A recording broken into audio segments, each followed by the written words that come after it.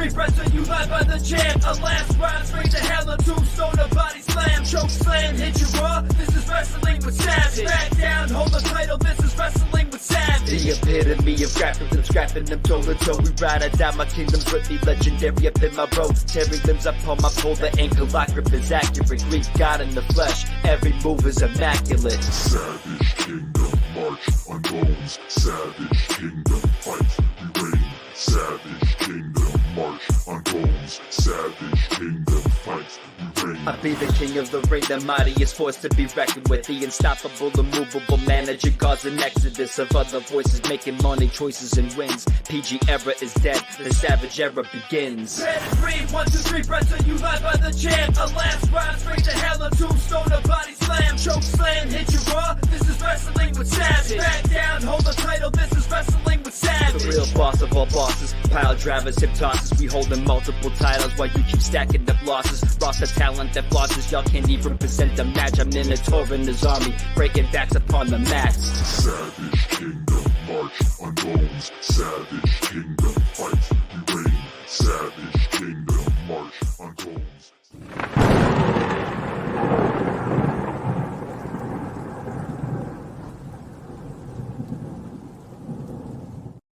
The greatest wrestling podcast in the world today starts, and it starts right now. Episode number 11 with me, Savage, the greatest mind in professional wrestling ever, and DJ Storms. Hypothetically, self-proclaimed, runs the entire IWC. We're going to talk to you about professional wrestling, and we're not going to waste any time right now. We're going to get right into it because I need to bang all this out tonight. We need to talk about Rampage and Collision because that was leading up to All In. DJ Storms, did you watch Rampage? Of course I did, Savage, and might I mention that it is mighty fine to see you on this hot Thursday evening as we are getting set to close out the month of August. I hope that you had a wonderful week, and I can see that you are already making the rounds around social media, which we will talk about in just a little bit. But we want to get to the AEW material right now. I did watch Rampage, as per usual, and it was your typical episode of Rampage. They did it from the Esports Stadium. It was their final show that they taped over at the Esports Stadium. Gates of Agony, as per usual, they get the victory in one of these quick jobber matches over the Iron Savages. Again, a lot of meaningless shit because there are no rankings. So how exactly is shit going to mean something if you got no rankings? And the tag team division is virtually dead over there, which is very, very, very depressing. However, I am certainly going to be praising the GYV because my, oh my, I have been an advocate for Zach Gibson and James Drake for a long, long time. We'll talk about them a little bit later. But Gates of Agony, they obviously got the win over the Iron Savages. Okay, I definitely didn't see Rampage because, you know why. I'm not going to repeat myself every single week. It looked like it would be a good matchup on paper, right? Big bodies, big meat flying all around the place. So maybe I'd go back and watch it if I have some time. Robin Renegade taking on Mina Shirakawa. And, of course, Mina continuing to pick up that momentum, Storms.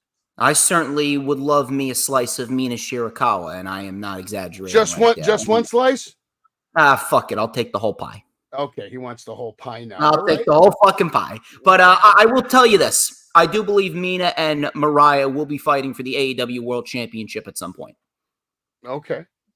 I could see her becoming an AEW World Champion again. Roderick Strong, who I've said for a long time, one of my favorite guys in the entire business. He's such a good worker, and it's amazing to see how much he's adapted to AEW, and he looks like he's at that point now where I don't think I've ever seen him as comfortable as he is right now with his character, with his wrestling, with his work on the mic. We're seeing the absolute best of him right now, and I think he can actually get better. Do you think Roderick Strong could be an AEW World Champion down the road, maybe in 2-3 years, if something happens drastically that could, change his trajectory? I mean, that all depends on if Tony Khan really wants to structure the show around him. It all depends on if he really wants to invest in him.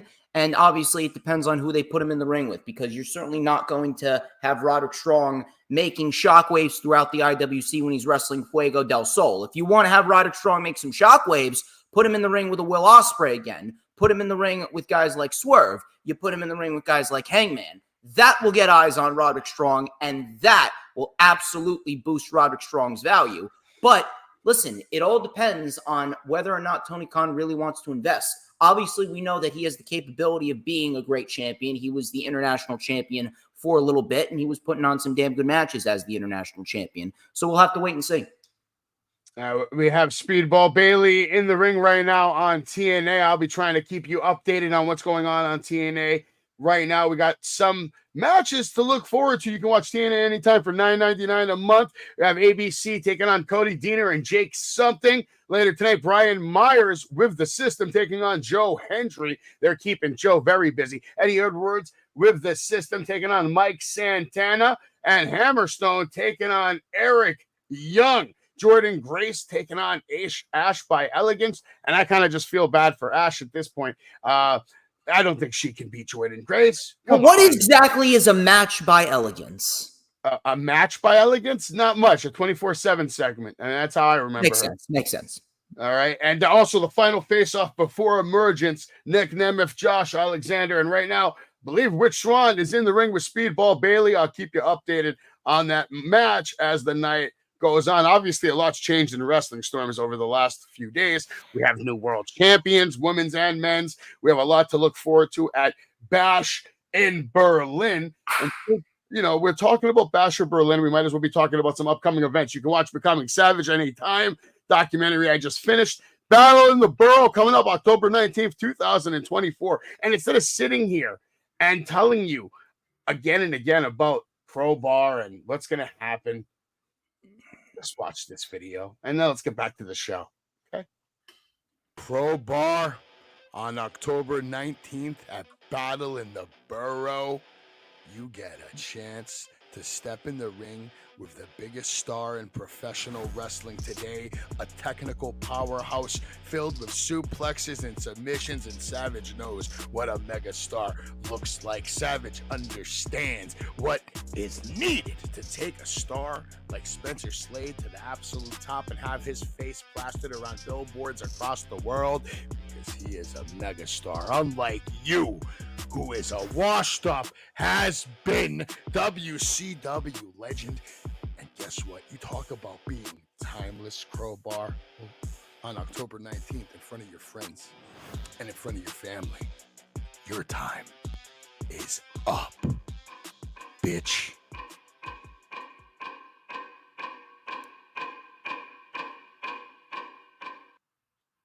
You seem pretty confident there, Savage. Of course I'm confident, man. When you're as good as me, when you're as good as Slade, it's not hard. I mean, that's just part of the game. Well, listen, I've seen what Spencer Slade can do, and I'm definitely looking forward to seeing what he does in the ring against Crowbar. He is indeed a technical powerhouse. He certainly has a lot of upside. However, I don't know about you, but experience does play a factor in who has the advantage. So I don't know if you guys have an opinion on who's going to come out victorious and who will be the first ever Savage heavyweight champion. Now, first of all, see, that's not the way it works around here, punk. Slade is the Savage heavyweight champion. Crowbar is going to be the first bum that we're actually letting get a crack. The title is vacant right now. No, the title's not vacant. I'm telling you who the Savage heavyweight champion is. Slade is coming out with that title because he is the Savage heavyweight champion. He's done nothing to earn it. Of course he has. Of course he has. You just gift it to him right now? Listen to me. I made that title specifically for the waist of the greatest thing to ever grace a professional wrestling ring. In my experience, which, by the way, is better than yours and anybody you know, I know what a superstar looks like. Spencer Slade is next level. This man will win the Rumble. I will have WrestleMania moments with him, you little puke stain. So sit back and enjoy the ride and be happy that we're even showing up at your little shitty town that wants to have a wrestling show. I'm doing you a solid, kid, by bringing you a fucking star. Let me tell you something, Savage. I do not need you or Slade on my show. It is a privilege that you guys are going to be on my show. We'll see what happens. Let's just hope that Crowbar doesn't take that headgear and shove it up Slade's ass. Good luck to Crowbar, all right? Good luck to Crowbar. Maybe I'm not yet loud enough, okay? I went to Times Square. Do you want to know what I told the people in Times Square? What did you tell him? Please enlighten me. You gotta come closer. You have to come closer because we're in Times Square. And maybe you can't hear me, Crowbar. You might be a WCW legend. But October 19th at Battle in the Borough, my client Spencer Slade is gonna end your fucking career. I'm gonna make sure about it. I'm not gonna stop until Spencer Slade is on top of every one of these fucking billboards.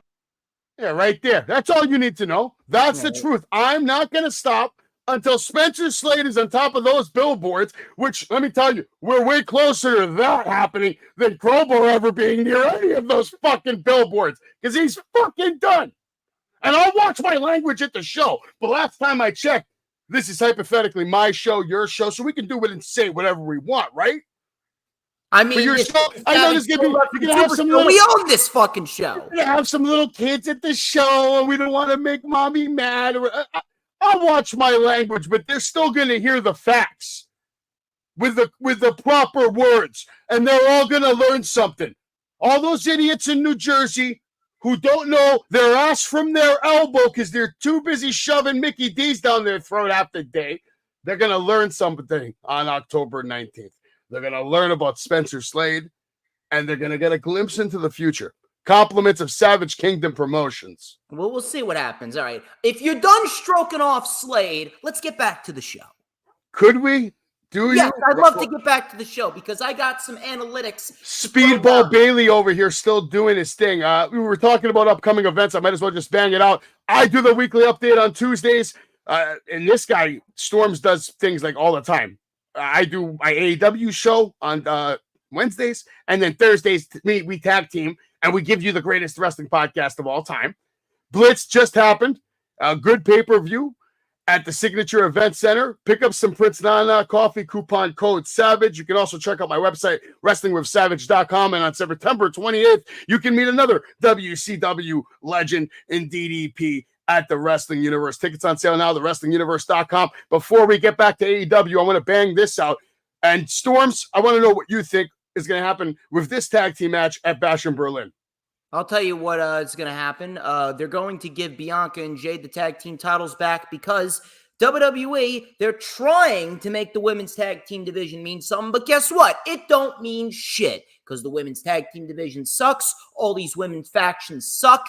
And on top of that, it's keeping people who could realistically make the women's division as a whole more interesting in terms of the women's world title scenes. It's keeping them away from the women's world titles. And now we're getting rematch after rematch with Rhea Ripley and Liv Morgan. But on a more serious note, as you can see, Mr. Sid Udy, a.k.a. Psycho Sid, a.k.a. Sid Vicious, recently passed away. His son confirmed it on Facebook. I would like to send out my thoughts, my prayers, my condolences to the family, the friends, the associates, and all of the acquaintances of Mr. Psycho Sid. And I would like to let Sid's son know that your father's looking down on you. He's very proud of the man that you have become. Rest in peace to Psycho Sid. Yeah, I had the privilege to get to work with him for a while, and just still not really comprehending how, like, you know, some people can go and some people are still here. The ones that are like not living well, not living healthy, not, you know, but yet they're still here. But this guy doing the right thing, going home to the family, being a family man, still making his money, doing his thing. He's gone. And he was struggling the whole time with, you know, cancer. Didn't even want to tell anybody, to bother anybody with it. That's how much of a badass he was. He didn't want to bother anybody with his problems. Good man. Good family man. And he will be missed. And obviously, I don't need to tell you about his wrestling. We all know. We all know about the presence that will never be forgotten in Sid Vicious. A true Psycho villain. Sid. A true villain. I mean, like I told him in the car ride that I had with him, I'm like, you know, when I first saw him, he looked more like a legitimate threat to beat Hulk Hogan than Ultimate Warrior. You know, when I saw him, that was the first time. Like when I saw Warrior going up against Hogan, I'm like, oh, Hogan's got this, whatever. I didn't look at Warrior as a guy like, oh my, Warrior can beat him. Sid, though, I saw him and I saw the end of Hulkamania in his eyes. I'll tell you one thing that will always live in my mind with Psycho Sid. His line to Bret Hart on the way to the ring. One of the funniest lines ever. I don't know shit, crybaby. The best is WCW when it comes to the back and his car is all messed up. He's just screaming, "My car!" He's going nuts. A lot of good memories with Sid. Absolutely. I don't think the girls are going to get it back just yet. Because, we're in Europe. I don't see it happening yet. Maybe I'm wrong. We'll find out. I don't really give a shit either way. You're not wrong. I don't care about the women's tag team division right now, and it's not their fault. WWE's fault for not having a better division. Speedball Bailey picking up the win, retaining his title. This matchup here, right? Rhea Ripley and Damian Priest have to get some revenge at this point, right? And it doesn't hurt anybody that they win. Nobody loses any titles. Nobody wins any titles. No, I mean, Dom's obviously going to be the one to take the fall because Dom is the most expendable here. And then, more likely than not, this is going to lead to Bad Blood, where we're going to see Damian Priest versus Finn Balor. And then we're going to see Rhea Ripley versus Liv Morgan one more time for the women's title. And Spencer Slade does have a lot of other titles, and I don't know. I'll think about it. I'll think about it. I just feel like Slade deserves to be the Savage champion. He's the best. He's got to earn it, though. We'll think about it. All right. I'll listen. We'll think about You realize? Let me tell you something, Dan. Do you realize how much money I'm paying this motherfucker? You realize how much money I'm paying this cocky motherfucker who screams in the middle of Times Square with hundreds of other people around to come to my show in Elmwood Park, New Jersey? I swear to God, I'm lining this guy's pockets better than any other wrestler. Listen. Here's the thing, though. Watch the video again real quick and look at the eyes that are peeled on me. I command attention in any room I go into, and there's a reason for it. Look at the eyes. Hey, Rocky! Look at them. That's Look at them. They're all looking. They're all looking at the future of the fucking world. Himself the final boss. Word. But I'm the real boss. Otro. You're gonna see my client Spencer Slade at the Royal Rumble. Yeah. He will be the NXT champion. He will win the Royal Rumble, and he will make you all bleed. Hell yeah! Time's up, Crowbar! Now that's how you make a statement. Motherfucker put his own logo on a fucking garbage can.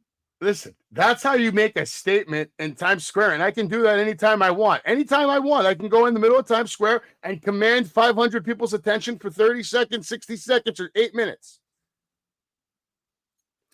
Can we get to the next match with Bash and Berlin? That's awesome, Elliot. I'm happy that you bought your first title. Now you can be a real mark. I've had my first title since 2017. We're all marks. I got like 8 over here. Yeah, Kidding right. me? All right, Bash and Berlin. We got Randy Orton. You're a mark if you have those classic WWE Rumblers. That was the shit back in the day. Hypothetically, if you spend $1 on anything wrestling, you're a mark. But that's just the definition. Of course. Randy Orton, Gunther's got to retain, right? Like, there's no way. I would love to see Randy win, but like, come on, really? What do you think? I mean, it's clear as day. Obviously, they're just doing this because of what happened at King and Queen of the Ring. I believe that was a clear-cut botch, but they turned that botch and they made it into something, and it ended up being a decent means of getting Orton another world title shot, and it's a good first title defense for Gunther. I do believe that's going to be the main event of the show. I'm going to call right now. That will be the main event of the show, and yes, Gunther will retain. It can't be the main event because Cody Rhodes is the main event. It has to be, dude, right? Dude, Gunther, man. Gunther will main event the show, and he's going to win. Okay, well, we'll find out. We'll find out. Money on it. We got CM Punk versus Drew McIntyre in their second matchup. It's going to be a strap match. I loved everything they did at SummerSlam, so I have no reason to not be excited about this match. I think this will be the match of the night, without question, storytelling-wise and wrestling-wise. Well, here's what I will say. What they've been doing is very, very good, and obviously this should be a great match, but I am going to throw out something, and a lot of people, they may not want to hear it, but I'm going to have to tell you it.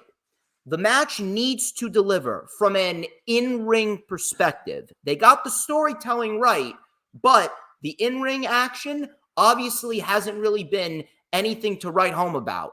It may be unpopular, but it's the truth. CM Punk has been more of a novelty act since he came back to the WWE. Even the match at SummerSlam, that was more of an angle disguised as a wrestling match. If this match does not deliver and it doesn't prove that CM Punk can still perform at a high level, if we don't get at least a 4-star match right here, then come on with the 4-star. Don't be like Meltzer. Don't be like I that don't give a fuck, man. Match quality is important. This is a wrestling. You don't need a rating to have match quality. You know what match. match quality is about? Did you love the match? Did you like the match? Did you hate the match? It's all about the objective quality, man. You got to bring the intensity. You got to bring the fluidity. You got to bring every single aspect of your blood, sweat, and tears, and you got to give your all. And if you don't, then don't bother showing up to the show. Let me tell you something. When you go to the toilet, you either push out something, you push out nothing, whether it's solid shit or diarrhea.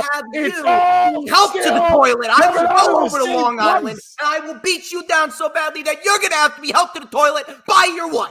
All right, before we get into any of that nonsense fantasy land, this kid's obviously about to go over the bridge to Narnia. He thinks he's like Incredible Hulk or something. You're going to come over here and do what, little man? Calm your ass down. Motherfucker. Bastion Berlin should be a good show. You know why? Because Mercedes Monet's not on it. Yeah. No, you know why it's going to be a good show? Because Charlotte Flair's not on it. That's why it's going to be good. No, she's not active. Happy DJ Storms. Here's your main event at Bastion Berlin, according to my analytical take, but maybe I'm wrong. Cody Rhodes, the undisputed Universal King of Dicks at WWE. Your man over there. Where did that come from? Because he's the king of the dicks. WWE, it's the land of the big dicks. Who's getting shit done? Who's selling merch? Who's making money? Who's on tour? Who's going to talk shows? Who's running around doing commercials? Who's doing Make-A-Wish? Who's getting it done? Cody Rhodes is that guy. Can I give my prediction? Yeah. I got Cody. Now, here's a question. Does Kevin Owens turn heel? I don't know. I don't think he does. If anything, I think Randy Orton's inevitably going to come back over to SmackDown because Orton's going to lose, and Orton will be the guy to turn heel on Cody, and that's going to be the match going into Bad Blood. Kevin Owens, I'm going to make a prediction here, and I've been talking about this for a little bit. Bronson Reed will be traded to SmackDown. Adam Pearce is going to have enough of Bronson Reed's shit, and Kevin Owens is ultimately going to step up to Bronson Reed when Bronson Reed gets traded over to SmackDown, and Bronson Reed will be in a match and a program for a little bit with Mr. Fight Owens Fight. Okay. All right. We'll find out what's going to happen at Bastion Berlin, and so can you live Saturday, August 31st. It's coming up. I'll be doing a watch along, baby. 2 days. Maybe we should do a watch along. It's a possibility. Yeah. If you want to do a watch along, yeah, I'll be going live at 1. If you want to jump on, you can jump right on. I got to see what the plans are. Stream on your channel. I'm gonna try to do this one with you. I'm gonna try my best. Yeah, I will send you the link. No problem. Yeah, send me the link. Send me the link, Sipu. All right, we can get back to this real quick. But before we do that, you need to know that it's time to believe in Joe Hendry. He's making his way to the ring as Brian Myers is waiting for him. They're about to have a matchup live on TNA. I will keep you posted with the updates. We're not going to do play-by-play, but I'll try to let you know who wins and loses and all that good stuff. Back to Rampage. Storms loves it, watches it. We're telling you Roderick Strong defeated Fuego del Sol. Some shots of the action throughout their match. And then we had the Conglomeration defeating Brian Cage, Johnny TV, and the Beast Mordos. You got to say this. Conglomeration's been on a tear, no? They're getting wins everywhere. They have. And the one thing that I always get pissed about, and I talked about this, Raging Girl Gamer with a $10 super chat.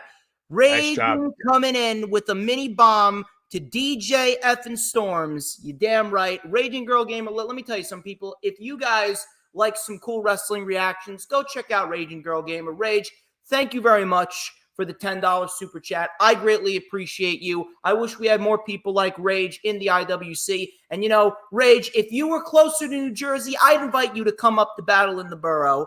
But nevertheless, as far as the Conglomeration goes, I talked about this. I actually tweeted this.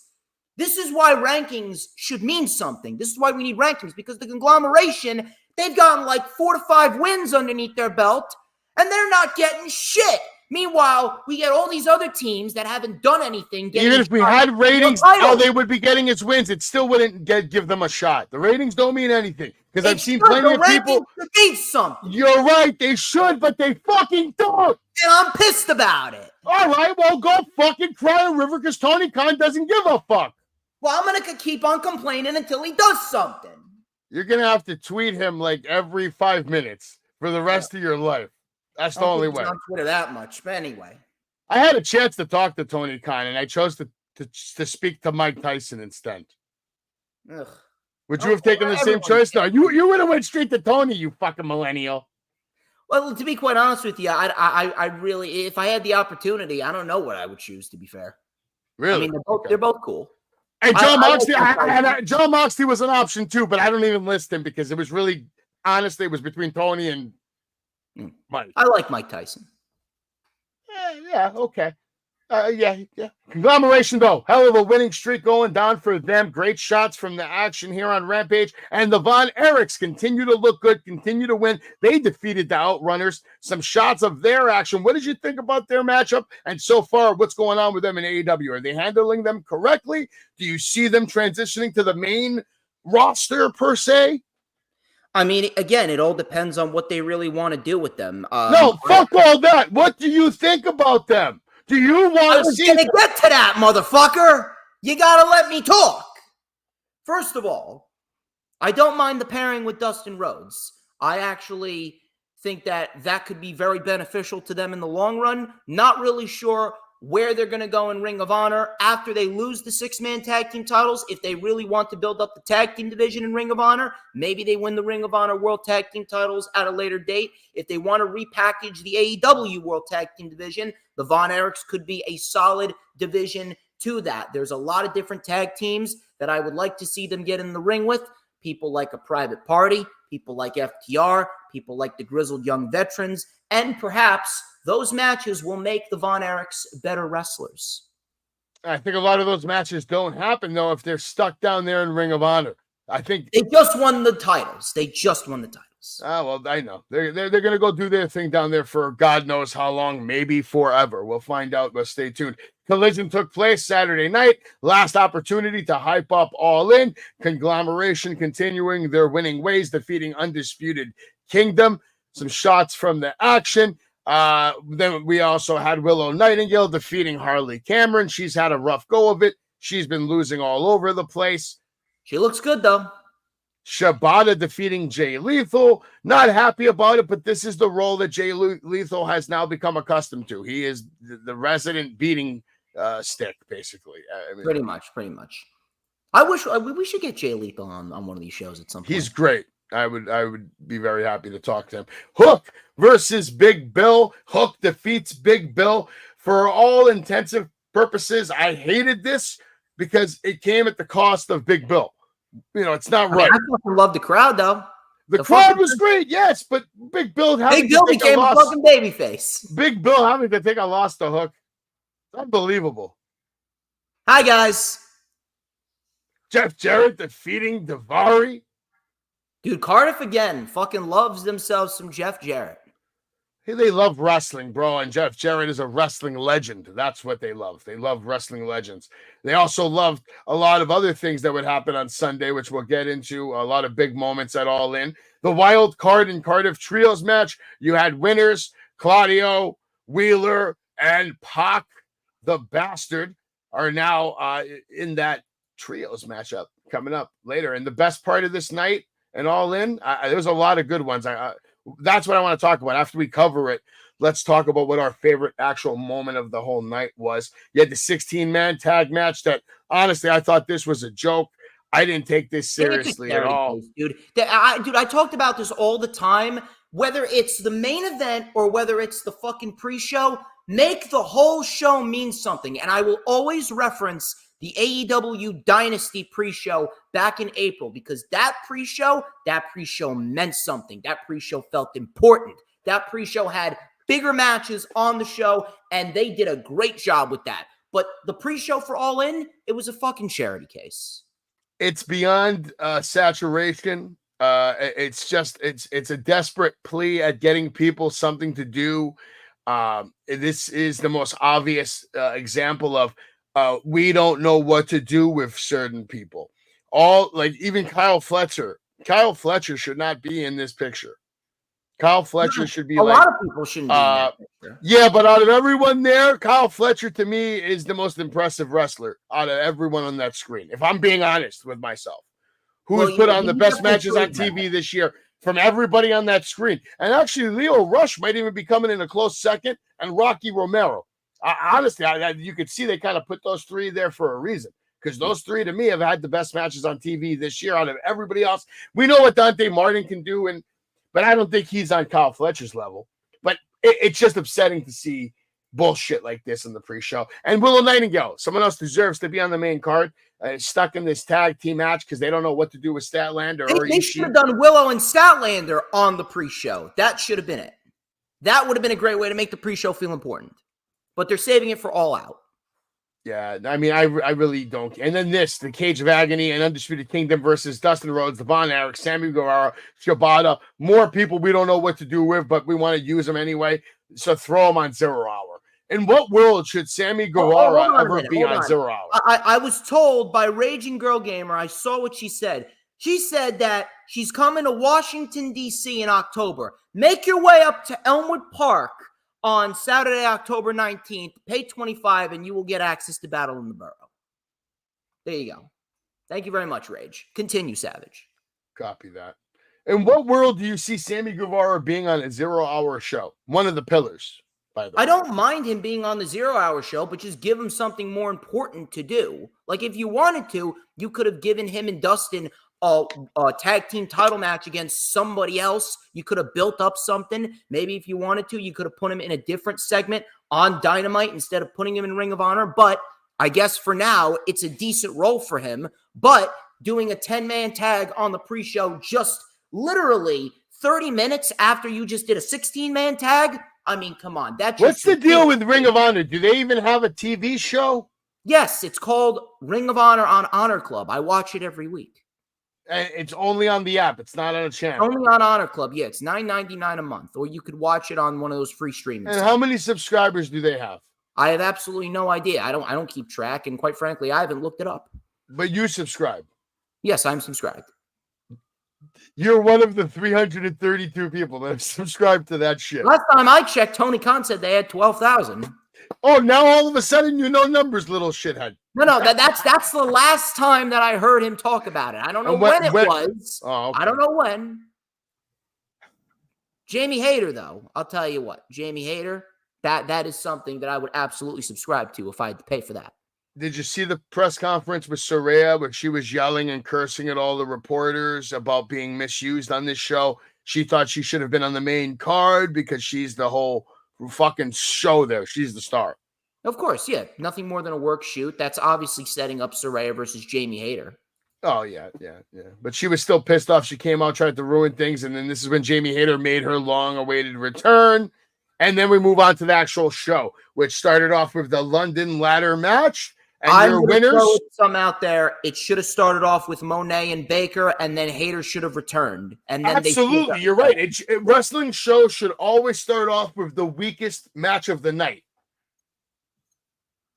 I'm trying to help the show get booked better. You cannot just let me talk. You got to get one of your petty shots in there. You fucking douchebag. We're going back and forth. It's a vibe, Storms. You're not feeling it? I guess you're not feeling it tonight. I don't know. Continue. I just said one thing. You said, that should have started the night. And you're right. The worst match on the card should always start the night. That match was a shit show. The card was the coffin match. No way. The coffin match was cool. Yes, it was. And we'll talk about it. I like the coffin match, but we're entitled to opinions. This match right here, to me, honestly, I didn't give a shit about it. It was okay. It was all over the place. I didn't like that there were small ladders, though. You're in this massive fucking stadium, and you have 4-foot ladders around the ring. Don't piss me off with that 4-foot ladder shit. It was a great fucking match. And you know why it was great? I'll tell you why. It's because this had the potential to be a complete disaster. It could have potentially been a clusterfuck, and it wasn't. It was very well organized. It was very well paced. Everyone got their shit in. The shocking thing was the outcome. Now, the only thing that I was thinking of with this outcome is, well, the patriarchy didn't even get a reign with those championships. If anything, they kind of gave it to Pac in spite of the Lucha Bros, because the Lucha Bros, they're going to WWE. Well, listen, I'm happy that Claudio and Yuta are champions because they're great. Pac is also great, but I mean, come on. If you ask me, well, why did they give Pac, Claudio, and Yuta the championships? I'm looking directly towards the Lucha Bros and Tony Khan being a little petty. Great match, though, but I would have gone with the patriarchy. Still a great match, great open, very well organized, very well paced. Everyone got their shit in, and the crowd, clear as day, they were hyped up for the match. Well, there's a reason why a lot of different things are happening right now, and I actually got some nice insider information to confirm with you, and I'll just say this without giving anything away too much. You're going to see at least 3 new AEW World Champions within the next 5 months. 3. No, wait. Are you talking about just one title or different titles? No, different superstars winning that championship one after another until we reach a certain point where someone gets it and that someone will hold on to it for a while.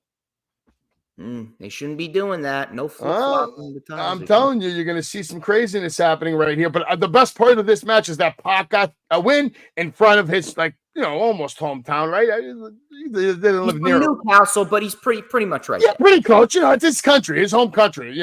Either way, I love to see Pac have success. He's one of my absolute favorites. A lot of good visuals in this matchup. Then we move on to the AEW Women's World Championship, where Mariah May did it. We all called it. We said it. We saw it, and this was it was good to see. I wasn't like the match wasn't like a greatest match of all time or anything like that. No, it was very good. It was very good. It did what it needed to do. Storms. It got the job done. I liked it. Yeah, very good match. And by the way, we got to give Tony her flowers. She was undoubtedly the greatest AEW Women's World Champion to this day. And Mariah May, she is a star. She was made into a star at Wembley Stadium. And I'm looking forward to seeing what else she can do. She obviously has that Mean Girls vibe, and she knows how to be a bitch. She knows how to get booze. And I'm looking forward to seeing what she does in her women's world title reign. Very good match between these two women. Yeah, no, listen, they definitely put on a good match. We have a new regime now. It's Glamour, Mariah May time. How long is she going to have the title? We're going to find out. Tony Storm, when are we going to see her again? Is she going to get a rematch, or does she just move on for a little bit? Do we keep her off TV for a while, Storms, or does she come back right away? I'd give her a couple weeks off. I wouldn't just rush her back. That's a smart call right there. I agree with you on that one. And then we have Hook defeating Jericho. And, he got the job done. He brings back home his father's title. They made it kind of like a hardcore match. Hook gets his big moment on a big stage, big stadium, defeating a legend. We'll see where they go from here, because that FTW title, to me, they need to just get rid of it. Taz should just take it home and retire it, because until they do that, Hook is stuck in that category of Taz's son. I want to see Hook do his own thing. It served its purpose already. I will tell you this. This was probably the most tolerable thing about the entire feud, and this could have been the worst match of the night, but thankfully it wasn't. This match did not overstay its welcome. It went a solid 11 minutes. They did not take their foot off the gas. There was no lull periods in the match. They did what they needed to do here, and we got our first genuine all-in moment with Taz and Hook locking in dual Taz missions, which was a great moment to see, and the crowd popped big for that, and now Hook is the new FTW champion. Once again, they do need to retire that title. I think it's about time we move Hook on to something more substantial. Well, I'm pretty sure Joe Hendry got the win, and then the system beat the hell out of him, because of that. And then, of course, now Santana making his way to the ring because he's about to take on Eddie Edwards right now. I like how the match goes from one match into another. You rarely see that done well on Raw or SmackDown, where they have like a good segment to sync 2 matches right back to back. So I kind of like that on TNA's part right there. But back to All In. Hook is your new FTW champion. I don't think anybody cares, though. I think they want him to move on to bigger and better things. Will Tony Khan pull the trigger on Hook sooner than later? Let us know in the comments and chat what you think they should do with Hook and what they're going to do with Hook. Put him in the Continental Classic. Possibly. Moving on to the AEW World Tag Team Championship. The Young Bucks retained. I called that they were going to retain. There was a point in the match that I really thought the Acclaimed were about to win, Storms. They came out hot. I'll give it to them. They came out, and before they even walked out, that crowd showed everybody that, fuck, man, they love the Acclaimed.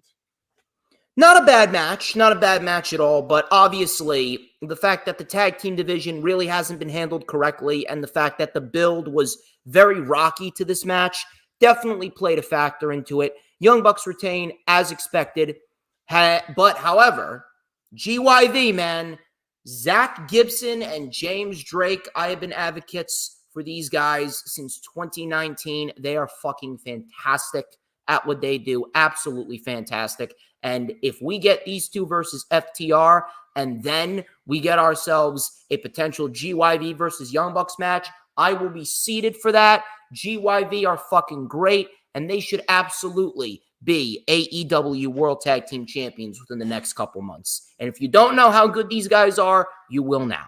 I think there's going to be a lot of great matches in the next couple of weeks, especially coming up. The sooner we see them in action, the sooner we start getting some of those matches. We know what they're capable of. I thought they were great in NXT. I was shocked that they didn't get pulled up to the main roster because the tag team division in WWE misses them, to be honest. They could have really used these guys. There could have been great matches between them and the Street Profits. There's a lot of teams they could have had matches with. But now AEW gets that, so congratulations to them. Good recruitment there. Casino Gauntlet match for a guaranteed world title shot.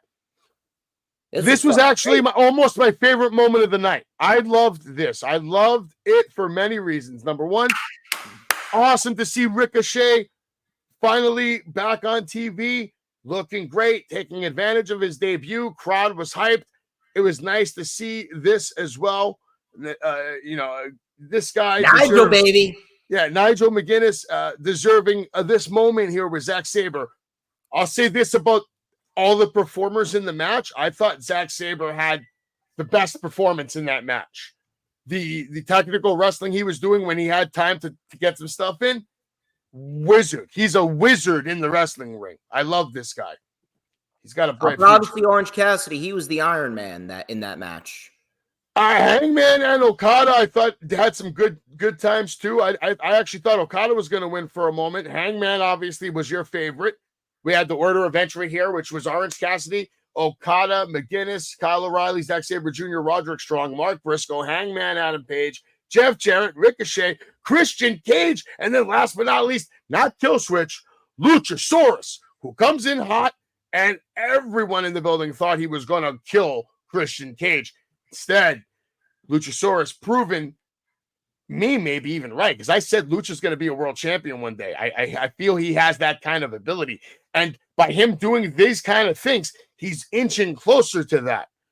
I think Christian Cage, I'm going to say it right now, Christian Cage is your next AEW World Heavyweight Champion, brother. I would not disagree there. I actually do believe that he is probably at WrestleDream. Yeah, I see Bryan Danielson's reign being very short. One of those happy, good feel moments. He got it done. Maybe till full gear. Maybe till full gear. We'll see. Christian Cage he's put in the work, man. Some of the best work in the company. MJF, Will Ospreay, my second favorite match of the night. Good match. Great match. Great match. Yeah, I'm not going to argue with you. What'd you think? First of all, I'm not even an Assassin's Creed guy. Like, I've never played any of those video games. I've seen the movie, and it got bad reviews. I actually enjoyed the Assassin's Creed movie. But I have to say, dude, that Assassin's Creed entrance, fucking phenomenal. Fucking phenomenal shit right there. And on top of that, dude, I don't want to say it was better than the first match, but listen, it's up. Nah. The only downside to it is If it was an hour, maybe. The only downside to it was the fact that they flip-flopped the title back and forth. That's the only downside to it. I don't mind that when it's a two good matches like that back to back, and then the Tiger Driver at the end. That's the moment of that match. Listen, AEW is very lucky that they got MJF and Will Ospreay, and the fact that these two guys are so good that they made the flip-flopping of the title actually seem like an afterthought to what the actual match was. But I'm still sticking to what I said. You could have done this without flip-flopping the title, even though the American Championship with MJF, even though that was some great shit. Still, excellent match, probably the second best match of the night, and we got ourselves a new AEW International Champion, and now we're getting Pac and Ospreay it all out. I think you underappreciate the power of the flippity flop of the title sometimes, because sometimes that's the best way to get an instant rivalry and make it serious. Yeah, of course. All you got to do is attack someone's family, and that's an instant rivalry. Come on. All right, but we don't realistically, we don't attack people's families in the wrestling world. Realistically, that storyline is rare. Verbally, 1 out of 1,000. Verbally, not physically. Verbally. All right. Verbally. You're a talker. You love talking. I do. And I'm the best at it. Yeah, it's true. Yeah, it's true. All right, let me say this about this match. Or you know what? You want to go first, and then I can bury her, and then we keep it moving? Yeah, may as well. All right. First of all, I said that this match should have kicked off the show for multiple reasons. Number one, these two women, Baker's very good. Mercedes, one of the best women's wrestlers in the game, but these two women were not going to follow MJF and Will Ospreay. They were put in a death spot. There is no one. I don't give a fuck who you are. No one was following Ospreay and MJF. So number one, this match was placed in the wrong spot. Number two, Britt got herself suspended like a fucking idiot last month, and that completely fucked up the flow of the build. That completely screwed everything up with the build and the heat surrounding the original promo that they had, and then the inclusion of Camille. All that heat just died. All that heat died, and they needed to rebuild it with the promo that they had back in Cardiff. And then on top of that, how the fuck do you have Jamie Hayter on this show, and you got this match? How do you not have this match kick off the show? You still could have done the exact same match that we got. The last 6 to 7 minutes actually were very solid. It was a good match, not a great match. It should have been better than it was, but it was a good match for what it was. But in the end, should have kicked off the show, and then after the match, Mercedes and Camille should have beat down Britt, thus resulting in the return of Jamie Hayter, and we get Jamie Hayter and Britt versus Camille and Mercedes. Now, apparently, the reason why that didn't happen, and the reason why it wasn't even thought upon, reportedly, I don't know how much validity this has. If you can, please do some research on this in your free time, Mr. Savage. Apparently, Britt Baker and Jamie Hayter had a falling out. Over what? I don't know. Quite frankly, it's not my business. I'm literally just finding this out probably like a day or two ago. I found this out when I was questioning, well, why didn't Jamie Hayter and Britt Baker reunite? That's what I heard, that they had a falling out. But listen, good match, not great. They got the crowd hyped up in the last 6 minutes, right where Mercedes needed the win. And I'm hoping we'll be able to move on to a potential Thunder Rosa versus Mercedes Moné match, because Thunder Rosa, she should absolutely be getting back into the title scene. Rosa and Moné, that's a great match. And then hopefully, maybe at World's End, maybe we see Jamie Hayter versus Mercedes Moné. Or maybe they save it for Grand Slam in Australia, because they're going to Australia next February. Okay. Well, here's what I thought about the matchup. The match was mediocre at best.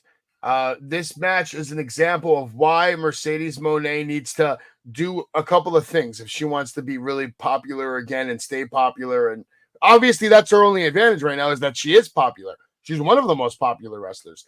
But if she keeps up shit matches like this, she won't stay that way. I think she's capable of being a way better performer, but she needs to change her style. She can't go with the likes of a Britt Baker or Jamie Hayter or Chris Statlander or Athena. She can't go at their level anymore. It's just not going to happen, Storms. It's not her fault. That's mother time, father time, whatever you want to call it. She just is not as fast. She is not as good as a Thunder Rosa. She is not as good as a Mariah May. She's definitely not as good as a Toni Storm. So because of that, like Jericho has to adapt and change, and she needs to adapt and change. And also drop the cheesy, stupid, let's, CEO. I'd rather see her be herself. I'm much more interested in seeing Mercedes Moné. The character is a bitch. She's acting like all right. So I let you babble, and now you got to cut me off. I wasn't done talking, but you have to. I'm trying to help your girl out. I'm trying to tell you what she needs to do to win people like me over. I would be more impressed with her if I saw her level of commitment to her character development. She needs to drop this cheesy little bullshit, a stereotypical bitch act on CEO dancing. That shit is trash. I'd rather her look like a reality star. Be yourself. Go shopping, spend money, party, do all that. If that's who you really are, CEO, it's fucking garbage. But I know that's not who she is. It's a cheesy little character she's developed, and it's terrible. She needs to move on. She's a better performer than that. She's a Hollywood star. She knows what it takes to work on a set. I feel like she's a way better performer than what we're seeing from her. I'll give you that. I expect more out of her. Because she's older and she can't go with certain wrestlers anymore, she needs to just slow down her style a little bit. If you're going to be methodical, that's okay, but don't be boring. And right now, her matches are boring. If you're going to tell me that the match with Willow at Double or Nothing was boring, if you're going to tell me that the match was better than this, you're going to tell me that the match with Stephanie Vacour at Forbidden Door was boring, if you're going to tell me that... The only reason that match was good is because of Stephanie carrying that shit. Dude, you seriously have a problem if you're telling me that they did not at least turn it up in the last 6 minutes of the match. You have to in every wrestling match, but the point is this. Dude, they were placed in the wrong spot. That's why it suffered. That's the main reason why it suffered. It had nothing to do with Mercedes. Seems as though you're just a blind hater at this rate, dude. And I'm not even saying it. Dude, Mercedes isn't even my favorite women's wrestler. It's I know how much value she has. I expect more out of her if she's going to be getting paid that kind of money. Now, you said you hated this match, or this was the worst match of the night? What did you say about this match? I didn't hate it. I said it was the worst match of the night, but I'll tell you why. Because it went too short. That's why. Because it went too short. I don't know why they decided to cut it short. But listen, there is a positive and there's a negative to this. Number one, the negative to it, I'll get that out of the way. The negative to it is there was a lot left to be desired because they were actually putting together something of substance. And it just completely just ended like that. Like it was starting to crescendo to something and then boom, it was over. Now, on the positive side, I will say this. Jack Perry needed a win. He needed a clean win. He needed a convincing clean win. He got it. Now, I'm happy about that, but he's not really been booked as good as he should be. He hasn't done anything with the TNT title. He needed this win. I'm happy he got a clean, convincing, straight-up win with no interference, but it came at the cost of what could have been one of the top 3 best matches of the night, and it just ended like that. If anything, you didn't even need the appearance by Sting. You didn't need the appearance by Sting, and you could have given them another 6-7 more minutes. I thought the match was still good with the time given, and mostly the reason why I think the match was good is because the results were correct. Jack Perry needed to win this match and continue to do what he's doing. He's doing great work. I can't even believe I'm saying this about Jack Perry, but I've been impressed with him this year. His body of work this year is good. When he was Jungle Boy, everything was good. The transition from Jungle Boy to this was shit. But now that we've been doing it long enough, the scapegoat is finally getting the job done. He's winning me over. He's showing why they called him a pillar. No, listen, he's doing fine. I'm just saying that we should have gotten more out of it. That's what I mean.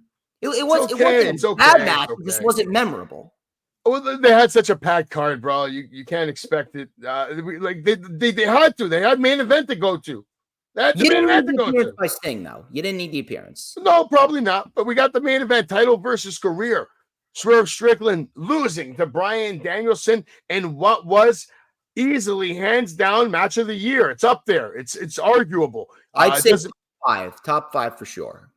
It's in contention for match of the year at this point. It was a I great think it may match. end up making my top 3. The pace of the match, the timing of the match, there was no real downtime. They were constantly moving, constantly working, adapting and changing on the spot, taunting, moving, rolling, constantly just bodies in motion and just execution all around. I didn't see mistakes. I saw 2 of the best in the world going at it. Swerve now showing everyone. To me, Swerve's one in AEW right now, the one that he just had.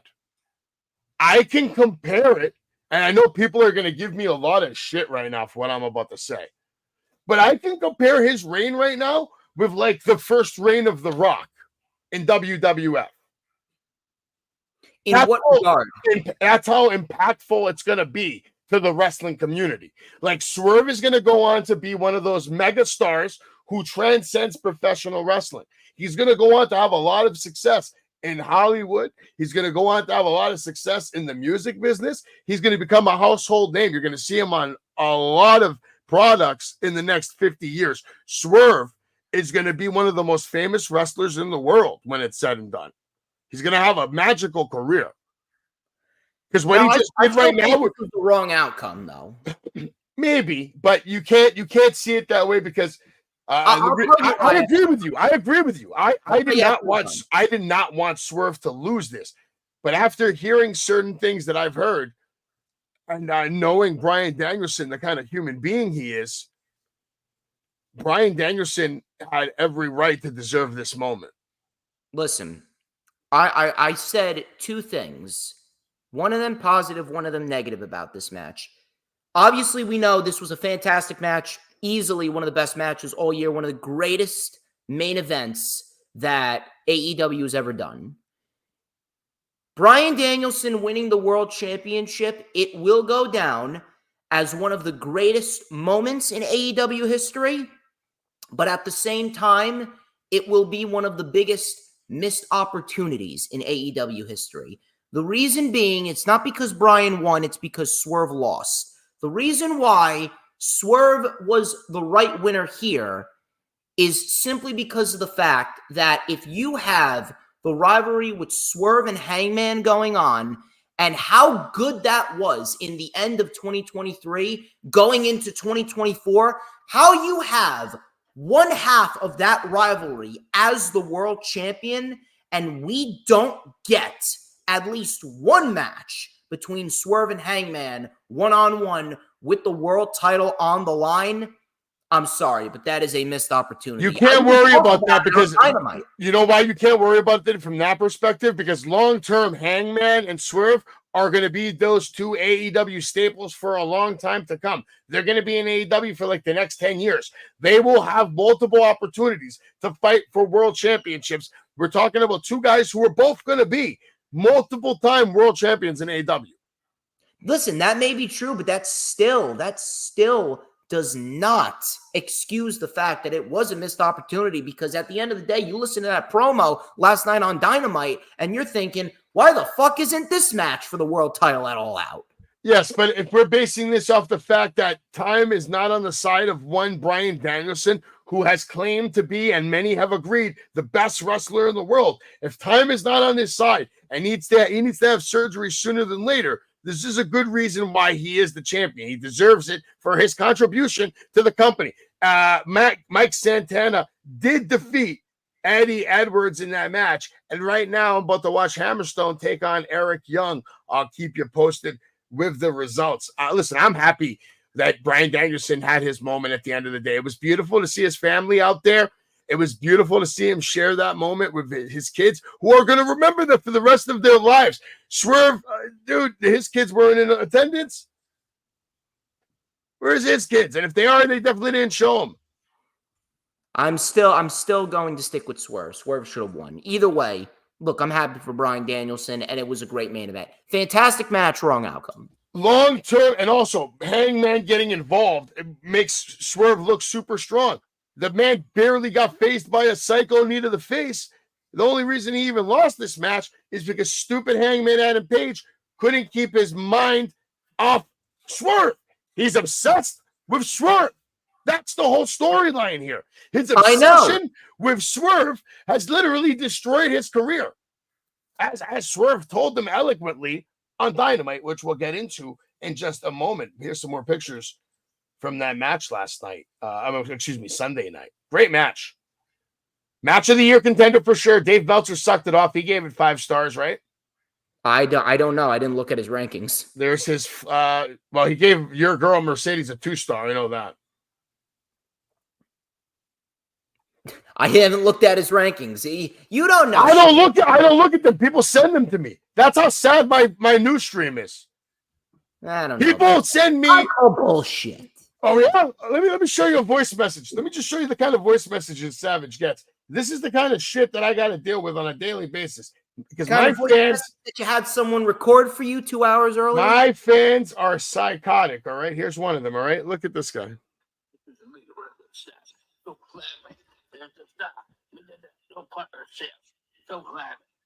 Don't look crazy. I did not understand a word that he's saying. I don't either. Don't claim it. I put myself out there. He's a singer. We have a partnership. The only thing that I understood so far is I put myself out there. That's the only thing that I understood so far. The service begins now. All right, that's Mick Thomason, by the way, and yeah, I don't know that, but I get messages all the time, either like that or telling me about, oh, this guy's doing this. I don't even have to go to breaking news to get breaking news because people just feel the need to tell it to me all day long, and I hate it. Unbelievable. I hate it. Whatever. Good show. All in. Was it better than last year's? Yes, I would say so. Yes, because of 3 things. Well, 4 things. Number 1, Mariah May, Toni Storm. Number 2, the Casino Gauntlet match. Number 3, Ospreay, MJF. And number 4, Swerve and Bryan. Okay. We can get the Dynamite real quick. Did you enjoy Dynamite last night? A lot of talking, a lot of craziness. I guess we can get into this first. Moxley came out and said, this is not your company anymore. A lot of people have been predicting Shane McMahon potentially coming in. A lot of people may be predicting Bobby Lashley and the Hurt Business. I don't know. Listen, it's a different direction. And if it's a different direction for Jon Moxley, potentially a reinvention, potentially turning heel, I'm all for it. Let's see what he can do. I'm very interested to see where this is going, especially if it means Shane McMahon is going to be back on TV. Possibly the McMahon family taking over AEW. Good storyline, good storytelling, possibly. We have more to come from Moxley later tonight. Mark Briscoe doing a great job cutting a promo for the conglomeration. What was the word of the day? I don't even remember. I do. Go ahead. Please tell us. Indefatigability. Great word that no one's ever going to use. Again. Mark Briscoe did. Again, I said. Tamahiro Ishii opens up the night with Hangman Adam Page. Very hard-hitting physical match. And I mean, Ishii, if he didn't have a neck when the match started, he definitely doesn't have one now, especially after that right there. What a sell. Yeah, great job. I had fun with this match. This I thought was a good opening match. Yeah, very, very, very physical stuff. Very, very nice to see. And Hangman gets the win, as he should. And we got ourselves a damn good promo after the match, too. We'll get to the Netflix series in a little bit, Elliot, when we get to the WWE breaking news. For now, let's keep talking about this. They told us we were going to hear from Swerve Strickland. Well, and damn it, we did. And we heard from him immediately following this match because he would get in the face of Hangman Adam Page and eloquently tell him exactly everything I said before. The reason why he's such a loser, the reason why he isn't where Swerve is because he's obsessed with Swerve. He's obsessed with that world title, and it's destroyed his career while allowing Swerve to thrive. And now they have agreed to have a steel cage match at All Out. Here's the craziness about this, though. Swerve Strickland made Hangman literally look like a little bitch. Made him literally just walk away. Told him some truth, hurt his feelings, maybe. What did you think about this segment? Well, it's clear as day what they're setting up for. They're setting up for an absolute bloodbath. And this has got to be a victory for Page. He needs it. Swerve's already a made man. He's done everything that he needs to do. Swerve pretty much owns Hangman right now. If Hangman doesn't win this, then there's really no more excuses. Yeah, but also Swerve's never beat Hangman. Yeah, he has. He beat him twice. And, only in title matches, though, not a singles competition, for nothing. No, he did. He beat him in a singles competition last year at Wrestle Dream, and then he beat him in a Texas Death Match at Full Gear, and then it was a time limit draw the third match. So wasn't Hangman talking about you've never beat me, you're not as good as me?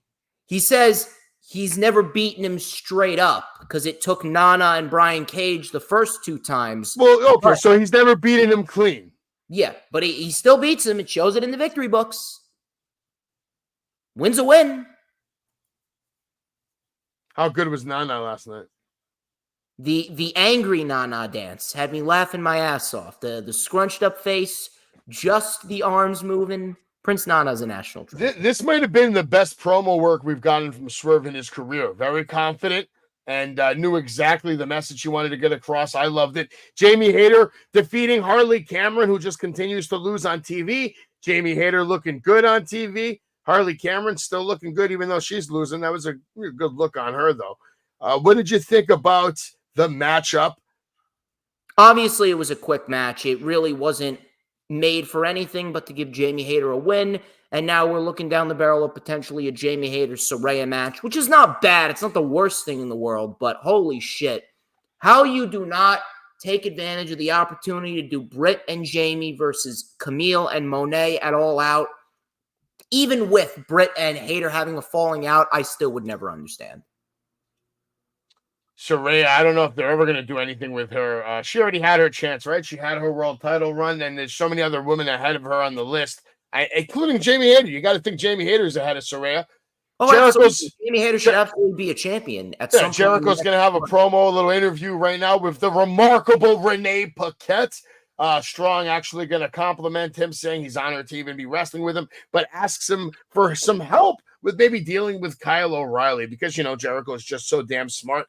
Jericho also mentioned that he's happy for Hook because Hook learned from Jericho. That's the reason why he's the new champion, because he finally learned from me. Hi, guys. Hi, guys. I am the learning tree. Now, this was the best moment of the night for me because it was unexpected. It wasn't advertised. I didn't even think we were going to see or hear from MJF, but yet here he is getting ready to cut a promo. And, of course, Daniel Garcia having his big moment. He's finally going to get to work with MJF at All Out. You got to give Garcia a lot of credit. He tried. By the way, Hammerstone just won his match against Eric Young, looking very impressive here on TNA. But Daniel Garcia, also impressive last night on Dynamite. That power driver, he was trying to power drive off the top rope, damn it. Trying to kill MJF. I mean, that MJF tried to kill him. Yeah, I know. But, that's what you get when you mess with MJF. Pretty much. But, yeah, this could be a big, big victory for Daniel Garcia here. Do you actually think Garcia is going to get the job done? Is that who MJF has become right now? Is he the enhancement guy for the time being? Let me tell you something. MJF, he could do whatever the fuck he wants. He's a made man. Well, yes, but we need to see him eventually become world champion multiple times, which will happen. We'll get into it. Hook, Orange Cassidy, Kyle O'Reilly, and Mark Briscoe getting ready to take on Chris Jericho, Big Bill, Brian Keith, and Roderick Strong, an all-star 8-man tag match on Dynamite. Now, I never give a shit about 3-on-3 matches, and 4-on-4 matches are usually even worse because it's just a spot fest. Everybody gets their stuff in, but this match had me rolling. I had a good time with this match, and the reason why is because Dynamite was off to a good start, and I love Mark Briscoe coming out here and being one of the world's best sports entertainers right now. because that's exactly what he is. He is entertaining to watch. He is hilarious, strong, fast, funny, knows how to work, knows how to entertain people, knows how to put smile on people's face. I liked it. I will tell you this. Fun match, but we're seeing way too many of them. We're seeing way too many multi-man matches, and it's really become a crutch just to get everyone on the show. Still a fun match, but Tony Khan needs to scale it back, because if we're seeing a multi-man match every single show, it's becoming very unnecessary. Yes, Elliot, that was Mick on the phone, and yeah, I'm done with some of them too. But fun match. We get some craziness at the end. Roderick Strong making it clear that he wants that FTW title, so obviously they're not going to abandon that title. They're sticking with it. That's their story. Hook's the FTW champion, and Roderick Strong is coming after it.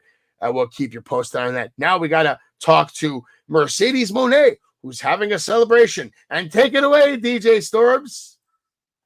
I mean, there really wasn't much to this other than the fact that Okada, he was a gem here because he's marking out over doing the CEO dance with Mercedes. I don't know where they're going to go with her now, because again, they had the option. They had a perfect shoe-in option for her next major feud. It was Jamie Hayter. I'd really like to hope maybe if they want to go this route, maybe after Jamie Hayter gets done with Saraya, maybe she goes after Monet.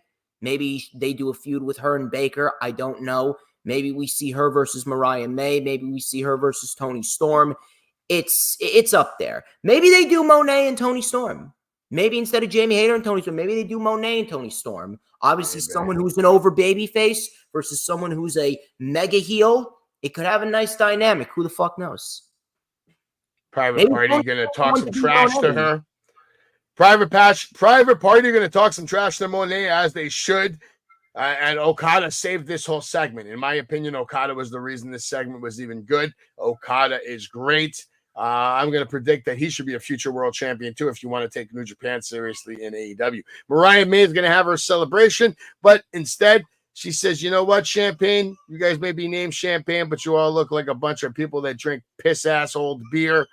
This place stinks. I'm not celebrating here. But then she would give Tony Schiavone and men around the world a heart attack by revealing her new look. Tony Schiavone, man, he's forgetting his lines. Yeah, Tony's done. Tony was this was not good look for Tony. I'll tell you what, it's a good look for Mariah, though. Well, duh. Yeah. Good look for Mariah, though. Are you sick in the head? Do we need a couple of minutes? What are you talking about? I'm a Mariah May guy. Everybody's a Mariah May guy and girl. Obviously, she's got a lot of fans. We got a little view here of this match. I think this is going to be one of the first key matchups they're going to have to get through. Young Bucks saying these guys know how to make a first impression because they're just being assholes to the Bucks right away. They don't trust the Bucks. They don't like the Bucks, and they're here to kick everybody's ass. You know, that's their shtick. Great grizzled young veterans versus FTR is coming at all out. And don't forget to grit your teeth. Oh, yeah. Now, trust me. You see the GYV coming, grit your fucking teeth. Grit your teeth. Now, they wanted to let us know they did a nice little video package for Takeshita showing his accomplishments at the G1, and then they're hyping up his match at Rampage, Fatal 4-Way against the Beast Mordos, Commander, and Leo Rush. You have to imagine that Takeshita is going to obviously win this matchup. I'm very hopeful that Takeshita is going to get pushed to another level. I just don't see it happening this year, but I feel like by January, Takeshita should be getting ready to hopefully be the first champion that we've had in the Don Callis family in a while. I hope so, man, because Takeshita's fucking great at what he does. Now, this match, this was definitely match of the night, right? Like, there's no question. Yeah, hands down. It was either this match or the Ishii versus Hangman match, but Ricochet, he looked good. He looked good. And Kyle Fletcher and Ricochet, they matched up very well together. Ricochet is going to be a very nice addition to the AEW roster. I don't know why, dude, but this segment after the match, probably one of the most unintentionally funny moments that I've seen in a long, long time. Will Ospreay comes out to talk. He doesn't even get a word out. And then all you see is Pac coming up from behind Will Ospreay and just casually pulling out a poison Rana out of nowhere. You see, when normal people attack someone from behind, they blast him in the back of the neck with a forearm. Now, Pac, he does a fucking poison Rana on the stage. I mean, I don't know why I laughed my ass off at that. Listen, this was a great look for Pac. It set him up for success. It set him up to look like a monster. I love the way he put Ricochet in his place, saying, I don't care who you are, or, get to the back of the line. This one here, I love he also claimed him. So this one here is mine. Good job to keep Pac super relevant, and he's already got gold on his waist. I like how he didn't even come out with that gold on his waist, because I don't think it's relevant right now, is it? I mean, it should feel relevant, but obviously he's going for the international title. He wants more gold that he doesn't have. And right now on TNA, we're about to see ABC taking on Diener and Snake. Jake something. Jake something. What's his name? Something. Jake something. Yeah. Pac looked good though here. Great look for him. Absolutely, man. Ricochet obviously didn't look like the best of friends with, Will Ospreay, because if that was his real friend, wouldn't he have came down just a tad bit faster? You know what I mean? I didn't see him really making a movement here. Jon Moxley, we would hear from him again, and this time he had company. He was with Marina Shafir, who was with him, and they were beating up security guards, slapping cameramen, basically telling people they should have some humility, right? That was the word he used, humility. Get some humility. Pac is definitely a bad guy, bro. Like, he can't be a good guy with the things he's doing and saying. And Ricochet versus Hologram is going to be a sick match. Absolutely. I guess we're going to have to wait for. Do you think they're going to slow burn this storyline with Moxley? I don't think it's something that they're going to reveal right away, to be honest with you. I think we may get a reveal at Grand Slam. Maybe. Next month? Okay. Maybe something happens.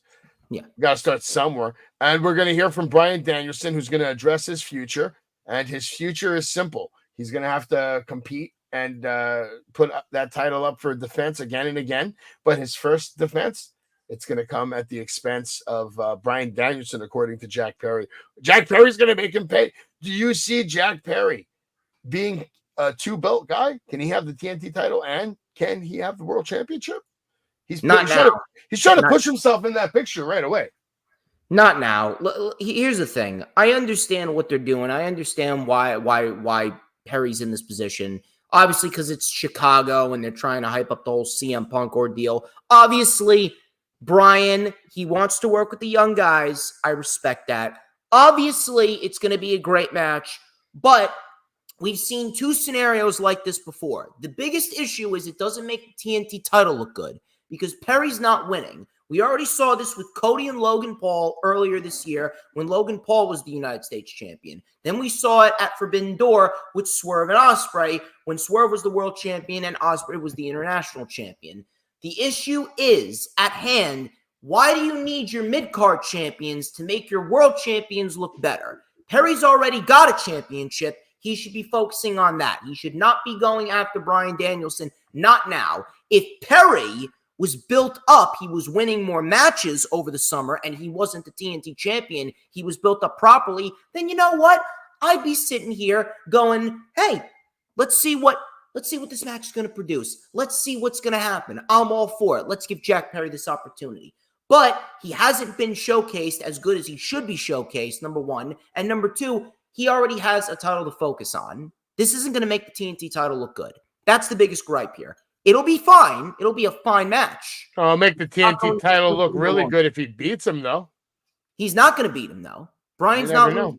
I just told you we're about to have 3 new champions in a row. Didn't I tell you that? Jack Perry is not winning the world title. Remember what I told you.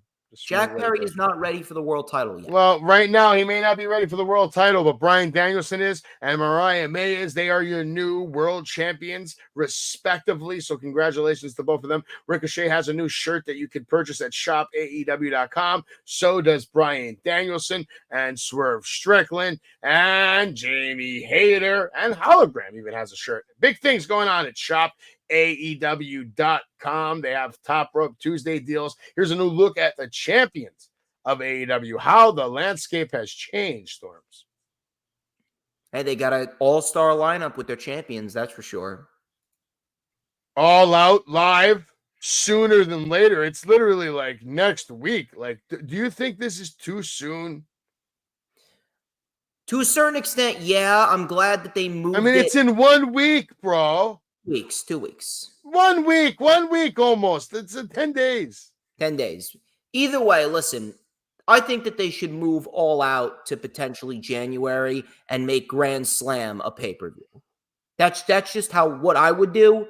But either way, I'm looking forward to it because these AEW pay-per-views always deliver. I think it's still way too soon. And then we got our first match lined up for that. Will Ospreay is going to be taking on Pac.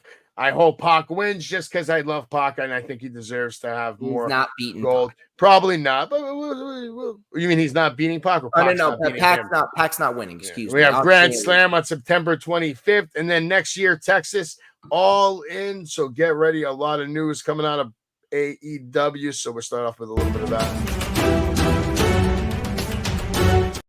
All right, WWE Superstar challenges Kenny Omega for a battle outside of the ring. Basically, Xavier Woods throwing down the video game challenge to Kenny Omega. Eric Bischoff believes AEW All In should mark Bryan Danielson's last full-time match. All right, obviously that's not true. What do you have to say about that, Storms? Eric Bischoff continues to say stupid shit. Next. We have Tony Khan called out for financial mismanagement over the Young Bucks' lucrative contracts. It can't be mismanagement if you love the guys you're working with. Obviously, when he first gave them contracts, he was impressed with their work and what they've done. What do you have to say about that, Storms? Mismanagement or bullshit? It's his money. You can do whatever the fuck he wants with it. He's got an endless amount. ABC wins their match here on TNA just to keep you updated. AJ Francis now coming out here and he's picking on poor ABC. They're taking a beat down. We have MJF furious over being cheated at All In. Do you think he was cheated at All In? I mean, yeah. Although he tried to cheat himself, but that's what happens. You live by cheating, you die by cheating. Okay. Britt Baker shows off bite marks left to her by Mercedes Moné, and what an animal Mercedes is. I mean, look at those vicious bite marks, Storms. Well, that's what happens. And by the way, Mercedes, holy shit. Mercedes, finally, it took how many years, but Mercedes is smarter than all the other women on the roster. People are wondering, oh my God, the lockjaw is so devastating. Just bite down on her fucking finger. Like, how is it that they took them 5 years to figure out shit? Just bite down on the woman's fucking finger to get out of it. Because we're not all animals like Mercedes Moné. Ricochet addresses likelihood of reviving Prince Puma character. And guess what, people? The prediction is nope, not going to happen. He's not going to do it. He's Ricochet. Get used to it. Stop asking about it. Exactly. AEW expands their merchandise department with an exciting new addition. And you know what that addition is? A new artist who can make graphics with text on them. Go fuck yourself. AEW star Miro back in the United States after time in Bulgaria. Interesting thing here. Storms, are we ever going to see Miro have any form of success on AEW ever again? I'd like to hope so. I really like to hope so. Obviously, he just went through a divorce and shit. He was back in Bulgaria. I hope that he's doing okay. And I hope that he is going to get back into the swing of things because let me tell you something. He's fantastic at what he does. He's great at what he does. And he should be on TV consistently. Should be. Okay. And Swerve Strickland's new AEW contract considered one of the biggest deals in company history. And yes, I will say this. Swerve Strickland has signed a 6-year deal. He will be with AEW for the foreseeable future, and they paid him very well. He might just be the highest paid guy in the company right now, if not top 2, 3. Fans also opt out for bathroom breaks during Chris Jericho's match at All In. What do you have to say about Swerve and Jericho right there, Storms? Well, Swerve, obviously, he deserves as big of a contract as he gets because he is worth every single penny. He's fucking great at what he does. He's made himself into a star this year. As far as the Jericho news, I mean, I don't really know what to tell you other than the fact that the learning tree shit, funny at times, but it's an overall failure. The learning tree shit didn't work. Okay. Even though Jericho is usually the master of reinventing himself, it didn't click. Brian Keith was actually benefiting more from it than Jericho was. Didn't click. All right, I get that.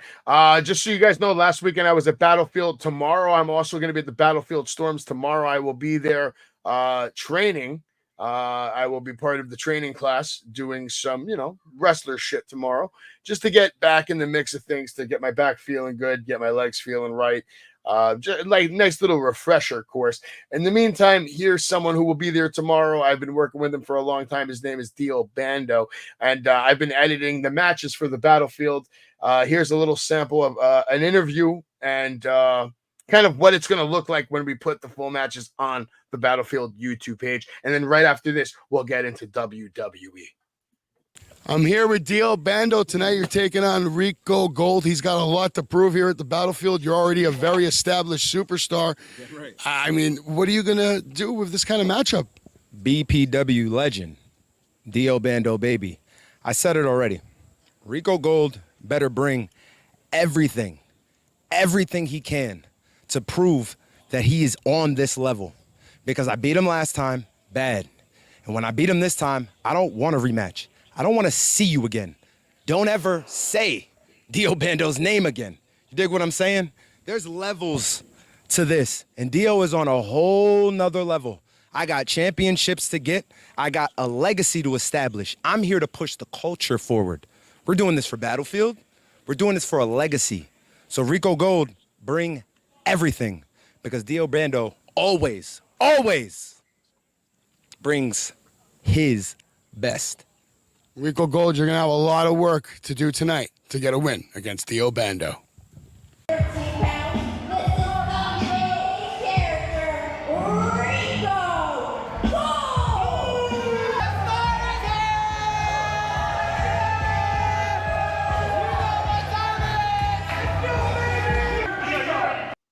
All right, so you'll be able to watch that full match on the YouTube Battlefield page. That was just an example to give you an idea of what my editing is going to look like. You'll be getting either pre-interviews or post-interviews, and then just fast matches instead of like these long, draining entrances that give you copyright infringement anyway for all the music independent promotions like to use. None of that. We go straight from the shit talk right into the action. Seems easy enough. Yeah. Did you want to talk about this at all before we move on to WWE? Yes, I do, actually. Thank you very much. I thought you'd never ask. Battle in the Borough, baby. Well, here's the thing. This match will only have the Pro Wrestling Magic World Championship on the line if Alex Ryman can beat El Oso Blanco. El Oso Blanco and Alex Ryman will be fighting in Ridgefield Park, New Jersey at Pro Wrestling Magic's Back from Vacation show on Saturday, September 28th. If Ryman wins, he will defend the Pro Wrestling Magic World Championship against one half the Silk City Kings, Bulldog Pittman. But if Blanco wins, he defends it against Mateo Marcelos. It is the first ever wrestling event in the Elma Park Rec Center since April of 2019. History will be made. It is Ryman, it is Pittman, and it will be for the Pro Wrestling Magic World Championship if Ryman can get past Blanco. I will be in Ridgefield Park. Will you? Anyone that wants to come on down, please come on down. This match has indeed been made official. It is a first time ever match. The other half of the Silk City Kings, Kenny Bangle, will be making his way to Elma Park, New Jersey to take on the heavy metal hitman known as Rick Recon. Rick Recon, clear as day. He is one of the best pro wrestlers up and down the East Coast. He is the current ISPW World Heavyweight Champion. He is also the current Ace Pro Wrestling World Champion. Yes, to answer your question, this is in New Jersey. So come on down to Elmwood Park for this first time ever match between Rick Recon and Kenny Bangle. Tickets are $25. If you want to get your tickets, you can DM me or you can call 201-507-2577. And obviously, I will be there. And let's not forget, we also have some great women's action coming to you guys. It's the Battle of the Tiffs. Tiffany Grady versus Tiffany Avatar. These two women got into it a couple weeks ago on the Countdown to Battle in the Borough show, sponsored by, of course, yours truly, DJ Shizzle Dizzle and Mr. John Blaine of Around the Ropes podcast.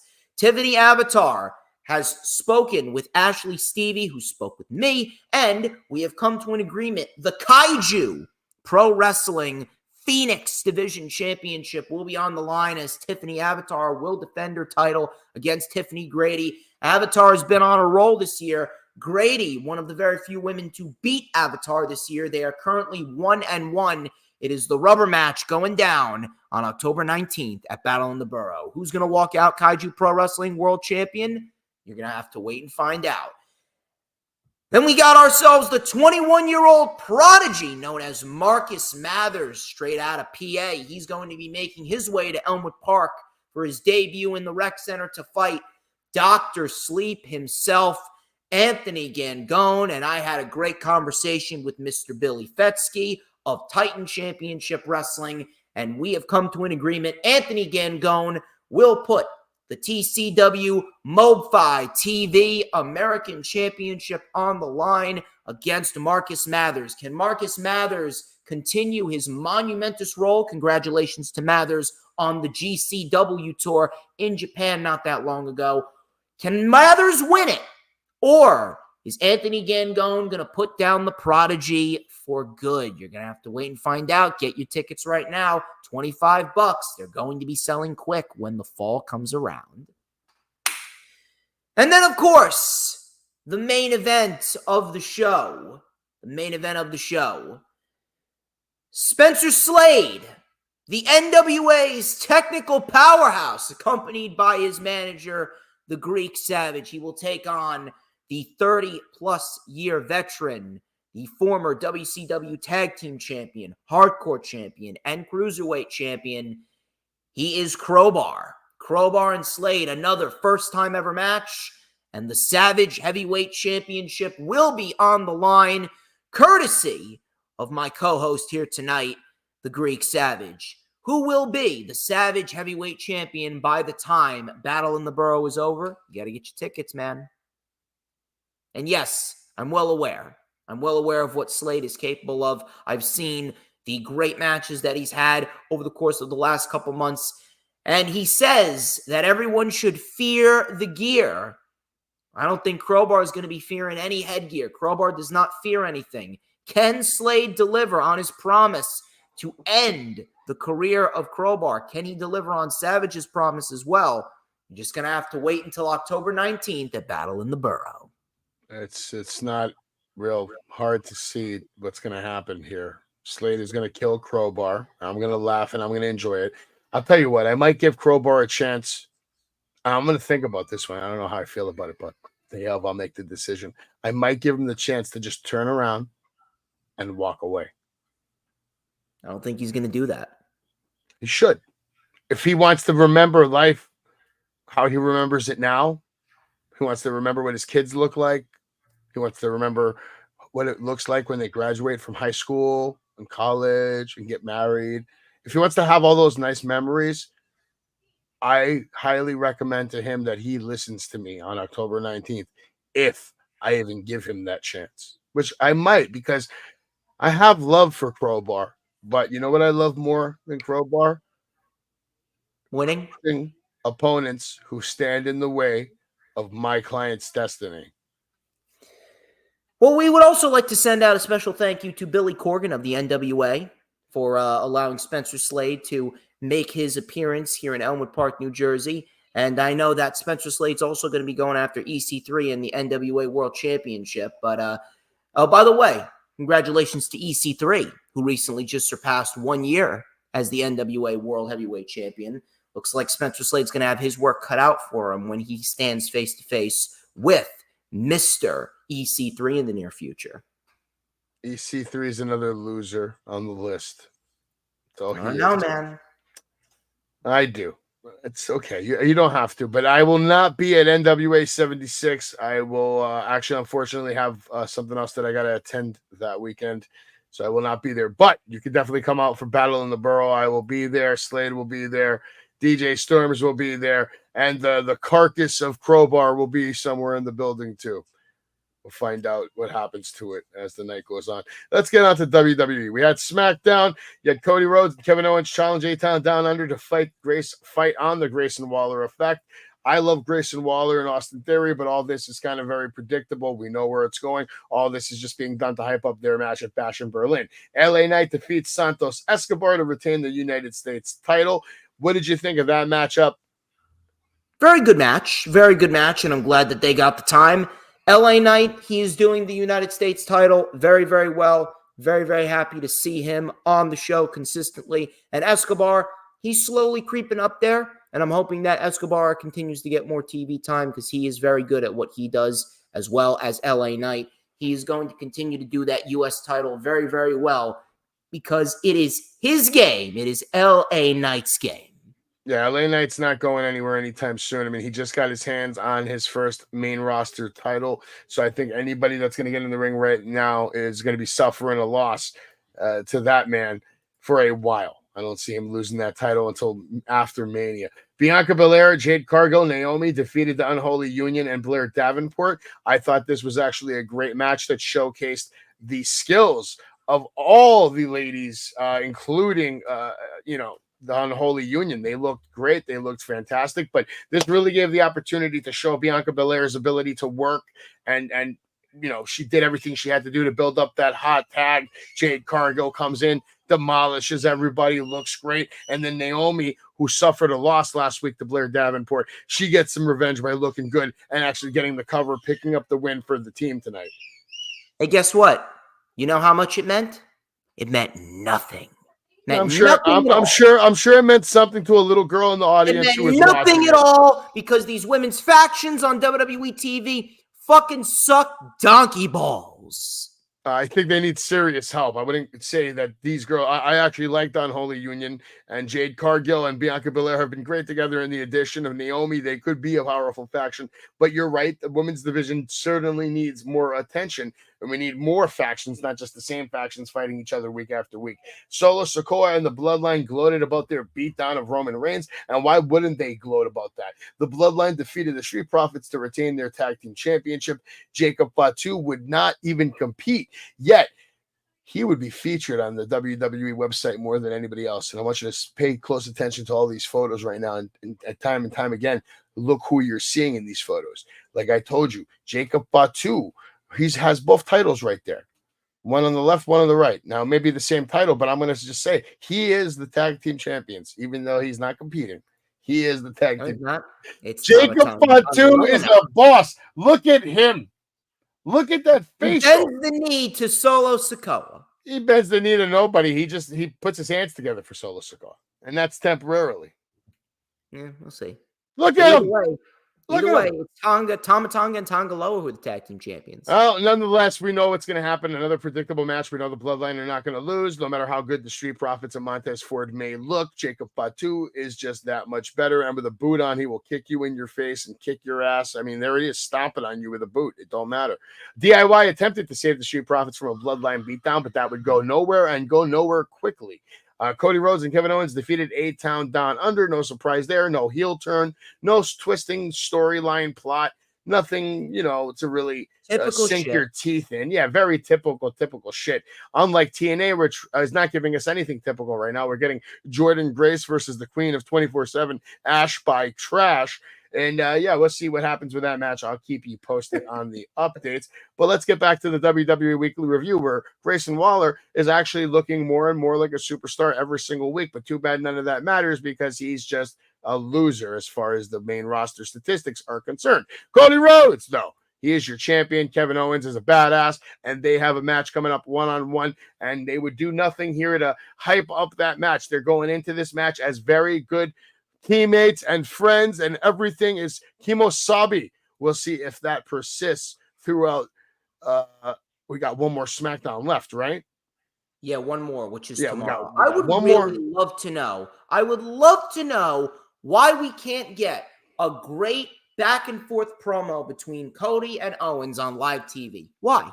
But instead, we get another match with fucking 8-pound down under. Maybe 8-pound down. Because I don't think their promo would be that good in the PG era. Maybe the Netflix era. Shit? Are you kidding me? Kevin Owens is one of the best promos, one of the most genuine promos that WWE has. Alec like that when one. He's intense. He gets intense. And Alec loves the Ash by Trash line. That was Ash by Trash was really good. But Cody Rhodes over here ending the night on SmackDown. They got one more night before the Bash at Berlin to spice things up a little bit. Find a way to maybe get people more interested in the match. We'll find out if it's also going to be the main event. Gunther probably will be the main event only because it's in Germany.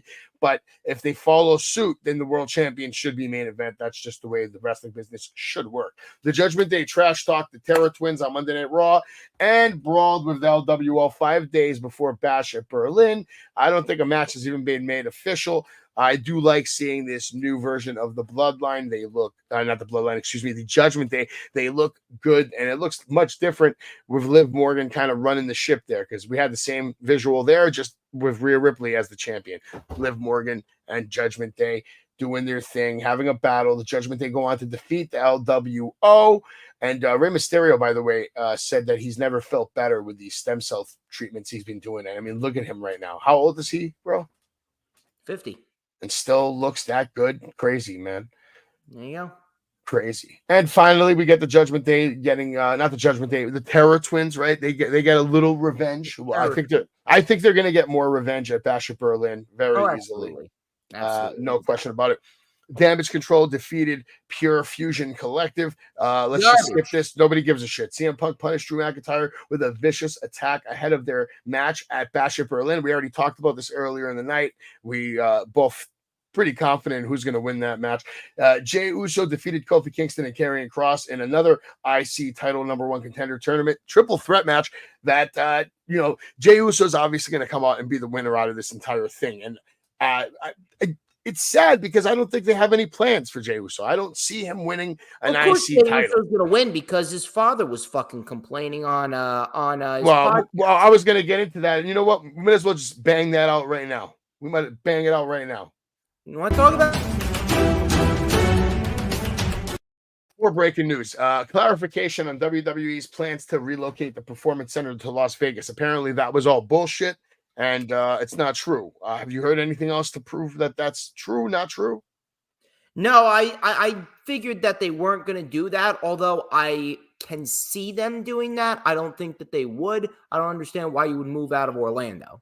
To me, moving to Vegas is just a guaranteed way to make sure that 50% of your roster fails in life. Yeah, pretty much. You're setting them up for failure because they're getting paid a little money to do a lot of work, and then they're going to go gamble. They're going to develop bad habits. They're going to this. They're going to that. Vegas is not no one a has place. Self-control. Vegas should not be a place where an up-and-coming someone in the NXT division is trying to live. Going performing there is one thing, but living there, I wouldn't do it. Humberto Carrillo signs a new long-term deal with WWE. I'm happy with that. Jesse Ventura addresses the potential of a documentary, commentary return, and he says no. And the main reason is because there is no Mean Gene. Absolutely. You gotta have Mean Gene. Good reason. RVD sets the record straight on having one last run in WWE. He says, yeah, it's pretty much possible. Whether they either pay me or it's just me living out my fantasy, I'm good with it. Yeah. Jey Uso advances in the #1 tournament, which leads to exactly what Storms was talking about. Rikishi going off saying that Jey just deserves better. And if he's not going to get it in WWE, he should go to AEW. Could you see that actually happening? Because he's got a good thing going, whether he's champion or not. Jey would not succeed in AEW unless he has his brother, because there are so many people who are ahead of Jey Uso. He's got Yeet, though. He's got the Yeet movement. So what? All he is an entrance and a catchphrase. Wasn't that Bryan Danielson for a while? Yeah. No, it wasn't, because Bryan can actually do more than 5 moves. Maybe, perhaps, but the guess is what got him to that moment. Yeah, but it was also his in-ring ability. Jey Uso a lot of these guys has not had a good singles match since the match with Gunther in May. I thought he had a good match. I thought he had a good match with Roman Reigns. That was a pretty typical match. If you really want to go back farther, the last great match that Jey Uso has was with Seth Rollins back in December. Hey man, I ain't gonna argue with about any of that. Outrage Erupt says multiple fans got their they got their signs just thrown in the trash. I don't know what the deal was. I think this varies from arena to arena. Some people are more strict than others. Randy Orton eyes in Nutella sponsorship because he's been using Nutella to gain all this weight and muscle. So yeah, Nutella, what are you doing? Pay the man, give him his bag. It's Randy freaking Orton. Undertaker baffled. He had no idea about what happened with Logan Paul in Japan with those YouTube videos. He just found out about it. He's absolutely baffled. He can't understand how this guy's even in WWE after all this crap. Do you think there's validity there? You grow. I like Logan Paul. He's grown as an individual. Exactly. I agree with that. Yes, he has grown. And now we'll get back to the WWE Weekly Review. There's back to Jey Uso, which brought us into the breaking news, but he is your new, he's the winner here. He's not your new number one contender yet. I believe it has to beat Pete Dunne, right? Or the winner of the next match. It's going to be a fatal 4-way. So far, it's Jey and Pete Dunne. Okay, yeah. But I see Jey Uso winning that match. I see him being your number one contender and having a match with Braun Breaker sometime down the line. Randy Orton promised to humble Gunther and take his World Heavyweight Championship at WWE Bash in Berlin. This was actually a really good promo from Randy Orton. Gave me a lot of good old school vibes. Shows everybody that he can still talk. We all know what's going to happen, though. Unfortunately, Gunther's going to retain. Pete Dunne defeated The Miz and Xavier Woods in his IC triple threat match. He advances. Nobody gives a shit, right? I don't. That was a very good match. Yeah, okay. Go ahead, talk about it if it's so fucking good.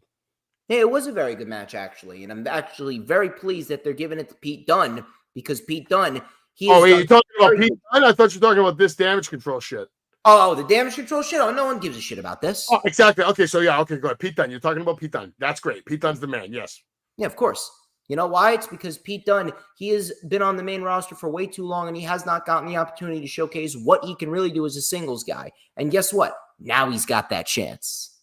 All right, and back to this shit. Nobody gives a shit. I don't give a shit. You don't give a shit. And I'm pretty sure you don't give a shit. The Posse don't give a shit. The Kingdom don't give a shit. Now, this match, did you give a shit about this match? Yes, and these two actually matched up very well together. Yes, they did. And it resulted in a great moment where Bronson Reed is continuing to cause more chaos and anarchy. This was a great shot here. This was a fun match. This gives you a little sample of what's to come in the future. If Raw gets a little edgier, we'll get more of these various parking lot brawls that we used to get a lot during the Attitude Era. It was always fun seeing Stone Cold and The Rock, Triple H, Mankind chasing around each other in parking lots, breaking car windows. This was nice. It was a nice reminiscent moment to the 90s. I enjoyed it. I'm looking forward to seeing what Bronson Reed does, and I do still believe that he will indeed be drafted over to SmackDown. Some more shots from that triple threat match for the IC title that Pete Dunne won. And then we move on to this, the main event. Uncle Howdy defeated Chad Gable. And you know what? I'm okay with this. I thought this match did one thing if it did anything. It showed that Uncle Howdy's a human being and that he can take damage. And hey, we got to get this guy in the ring wrestling. I like how he came out by himself. He didn't come out with anybody. He came out by himself to wrestle Chad Gable. And he played with Gable a little bit too. He was dancing around with him. A lot of great spots. It showed us that Uncle Howdy, Bo Dallas, can still go.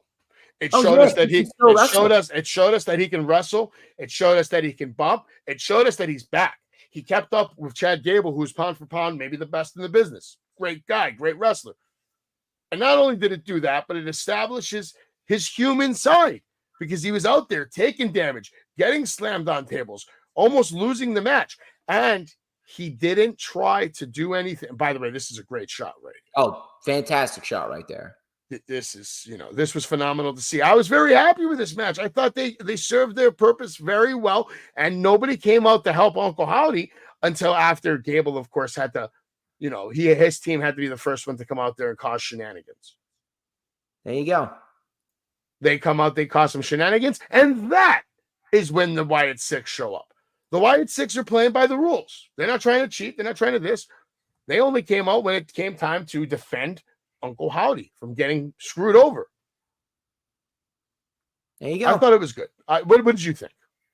It was a very good match. A very good match, to say the least. And it does prove that Bo Dallas can still go. The only downside to it is, it's coming at the expense of Chad Gable. I wish that Chad Gable would be placed in a much more prominent position. But, it is what it is there. I still think Gable should have been the one to beat Gunther for the IC title, but that's neither here nor there now. Uncle Howdy, he looked good. The question is, where do they go from here since they are seemingly done with American Made? Could we potentially see the Wyatt Six versus the Judgment Day in the near future? You're muted. I don't think this is done by a long shot. What do you think's going to happen now? That I don't know, but I don't think it's done by a long shot. I think Gable and Uncle Howdy are going to be fighting for quite some time until they move on to the next storyline. I just don't see them putting this much effort into that storyline for it to end right here, right now. With that being said, let's move on to NXT so we can quickly give the people the entire week of pro wrestling in under 2 hours, which is what we always strive to do here on the greatest wrestling podcast of all time. Jakara Jackson and Lash Legend, part of Metaphor, they had a matchup, and of course, they would not win because we have a new team here. Did you see the new team's name, by the way? Do you like their new name? What is it, Fatal Influence? And I don't care about it because these women's factions don't mean shit. All right. DJ Storm's continuing on that way. Women's factions don't mean shit. Let's move on to this trash then. How about this? He's a DJ and he's got women all over him. Eddie Thorpe, is he the man or is he not? I mean, listen, if you got hot women all over you, you're the fucking man. Okay. And we have Wendy Chu putting up Garbage. threats. We'll talk about that. We have a winner over here, Petrovich, defeating Izzy Dame. Petrovich beat her in quick fashion too, which I was kind of surprised with. So she's keeping up her momentum. And we have now my favorite new female star in the division right now. Probably the best addition to the new quarter catch crew. I think she's great. Ren Sinclair is a star. And just keep my word on that. She's a star. Jada Parker, also a star. She has a moment to talk with Roxanne Perez and would actually slap the taste out of her. And by the way, Storm, someone else was there watching all this happen. Do you have any idea what or who that was? No, who was it? I don't know. That's what I'm asking you. I'm hoping you find out something. I don't know. I'll have to take a look. I got to get my guys on the job, but I know this. Ass by Elegance is still your champion, and right now we're getting that final sit down between Nick Nemeth and Josh. You mean Jordan Grace is still your champion? Yeah, Jordan Grace is still your champion. You said Ash by Trash. Ash by Trash wishes she was the champion, but Jordan Grace is the champion, and now Nick Nemeth sitting down with Josh Alexander as we get back to NXT. Roxanne Perez got the taste slapped out of her mouth. They have a match coming up at NXT No Mercy at Sunday. Pretty sure Roxanne's going to win this match. I think you would agree. Clear as day. Jada Parker's not ready. All right. Don and the family over here, they're going to have a match against the No Quarter Catch crew. This was actually a really good match. Showcased the improvements from the Don and his family and how good and, great they've become. Ren Sinclair obviously did a really good job as well. Charlie Dempsey is a fantastic technical powerhouse as well. I would use that term on him as well, but he needs more personality. He needs more promo time.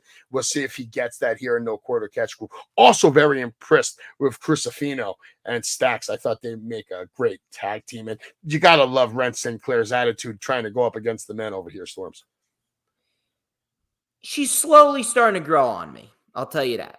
Okay. She's slowly starting to grow on me. And look at this shot right here, man. The Don's family in prime position right now to slowly but surely take over the entire NXT division. We'll see if these guys can become your new tag team champs and if Tony D'Angelo can eventually get his hands on the world title at NXT. Pete Dunne making it clear that he wants his world championship at NXT. He has his eyes all over Ethan Page, who has a meeting with Ava, and Ava making it clear that she doesn't really like Ethan Page. She's not going to bend at his will at all. So, Ethan over here having a rough go on his first championship reign. Did you like this bullshit? Wesley and Zachary Wentz facing off. What'd you think about that? Now, I'm looking forward to that. That is something that I'm definitely looking forward to. It's probably one of the only matches that I genuinely give a shit about going into NXT No Mercy. Yeah, I enjoyed NXT this week as well. Very good show this week. Zachary Wentz comes out, tries to make it an emotional thing with Wesley. We have Joe Hendry and Trick Williams cutting a little promo together, and Trick letting him know that if he wins the title, I think Joe said, if I win the title, Trick is getting the first shot, which is very nice of Joe Hendry. He's obviously such a nice guy. That's why he's a fan favorite. Kalani Jordan had a match against a mystery opponent, and it ended up being Rosemary. And this would be compliments of Wendy Chu, who went out of her way to bring Rosemary to NXT. This was probably the surprise moment of the night. She got a pop. The fans knew who she was. Wendy Chu made an appearance, made Kalani tap out yet again. What did you think about this? Were you impressed with Rosemary, and why do you not like Wendy Chu? Rosemary is fine. Wendy Chu, we've seen this spooky shit time and time and time again, and Wendy Chu really isn't that good of a pro wrestler. Let's be honest here. Okay, I'm The okay whole with that. sleepy time nightmare gimmick fucking sucks. You're sick of it. You don't like it. You don't want to see it. Yeah, I'm done with it. You're done with the. Kalani Jordan's better than this. Okay. Metaphor going to have a little promo in the back. Aura Mensa said nobody better than Aura, or some crap like that. I don't know. I don't care about any of this. I do want to see more. I'll say this: Lakara and Lash Legend are great. They're the best part of Meta 2 right now. Without Noam there. Meta 2. Yeah, the Meta 2. Lexus King, I think, is going to get the job done, and he's going to steal them and start a new faction with them. We'll see if that's going to happen. Chase Yu has a match coming up with Axiom and Nathan Frazier at No Mercy. We'll see if they're able to retain their titles. Malik Blade and Brooks Jensen would then go one-on-one, and Brooks Jensen, of course, getting the win. They want him winning. They want him having momentum. Hank and Tank are going to take on OTM. I don't think anybody even cares about that matchup. Maybe I'm wrong. Storms, what do you think about the development of the NXT tag team division right now with Hank and Tank and the other guys? I mean, they're at least trying, but I'm not sure if people are going to be genuinely invested in either of them, although I do prefer Hank and Tank. Okay. We keep it moving now. Javon Evans was going to take on Joe Coffey, and this would not end well for Javon Evans, who had big problems with Joe Coffey. This was my favorite segment of the night. I thought this was done spectacularly. Tony D'Angelo and Oba Femi sitting down, Oba disrespecting the family by sitting down in the Don's chair. This is going to be a good match. I'm looking more forward to this match than anything else on the No Mercy card. Do you think Tony D'Angelo has a chance to beat Oba Femi? I do think he does. Okay. I do indeed think he does have a chance of beating Obafemi. If anything, Tony D'Angelo is probably the most believable guy to beat Obafemi. Yeah, I can agree with that. If Obafemi wins, I honest to God don't know who the fuck's going to beat that guy. And then Joe Hendry had a concert at the end of the night. He was blasting Ethan Page. Ethan sucks. Believe in Joe. Ethan put on some clothes. Ethan did not like this. He came out. He cried about it. And it doesn't matter. Because Ava came out and we got a new special guest referee, and his name is Trick Williams. That can't be boding well in Ethan Page's mind. What did you think about the way NXT closed out the week? I mean, I kind of expected it, but in the end, it does not bode well for Joe Hendry. I thought that they were potentially going to make history and have a TNA signed individual become the NXT champion. That's probably not going to happen, and we're going to have Ethan Page retain, especially since Trick Williams is special guest referee. What was your favorite show of the week? I think Dynamite just etched it out. Raw could have been better, but there were way too many rematches on Raw, so I would say Dynamite just slightly. I'm going to actually give it to Dynamite by a lot. I thought there was better storytelling on Dynamite this week. Raw, everything very predictable. The best thing Raw did was the Chad Gable and the Uncle Howdy match. But Dynamite was the best show of the week for me. Storms, anything you want to let the people know before we get the hell out of here? Of course. Follow me on social media, both on X and Instagram at HistoryMakerDJS. You can add me on my personal Facebook as well for collaborations and business inquiries. Please send me an email. Please make sure that you like the official DJ Storms business page, and I may just send you an invite to join the official DJ Storms posse group on Facebook. Please make sure that you get your DJ Storms merch, your wristbands, your t-shirts, and your switchblade combs. Please make sure that you check me out on YouTube, check me out on Rumble, hit the super chats, hit the super stickers, hit the super thanks. We are going to be going on to episode number 12 of the Savage Storm Wrestling Super Show next week. And of course, this weekend is a busy weekend for the DJ Storms brand. 1 o'clock this Saturday, Lightning Flash update. It's the Bash in Berlin watch along. Then we got ourselves the Rewind for Bash in Berlin on Sunday, September 1st. We're kicking off the month of September right at 2 p.m. on a Sunday with the Rewind for Bash in Berlin. And then it's a special Labor Day stream on September 2nd, Labor Day 2024. It is the Rewind for NXT No Mercy. And we are closing out the summer on a high note. 3 streams, 3 days in a row this weekend to close out the summer of 2024. And what a summer of storms it has been. And we are headed into All Out next weekend as well. Thank you very much, as per usual, Savage. It was a pleasure talking about pro wrestling, and I can't wait to do it again next week. Absolutely. I'm Savage. That's Storms. I got to get the hell out of here. So here's the intro to the greatest wrestling show of all time. And we'll see you guys next week right here on this damn show. Same damn time, same damn place next week. Adios.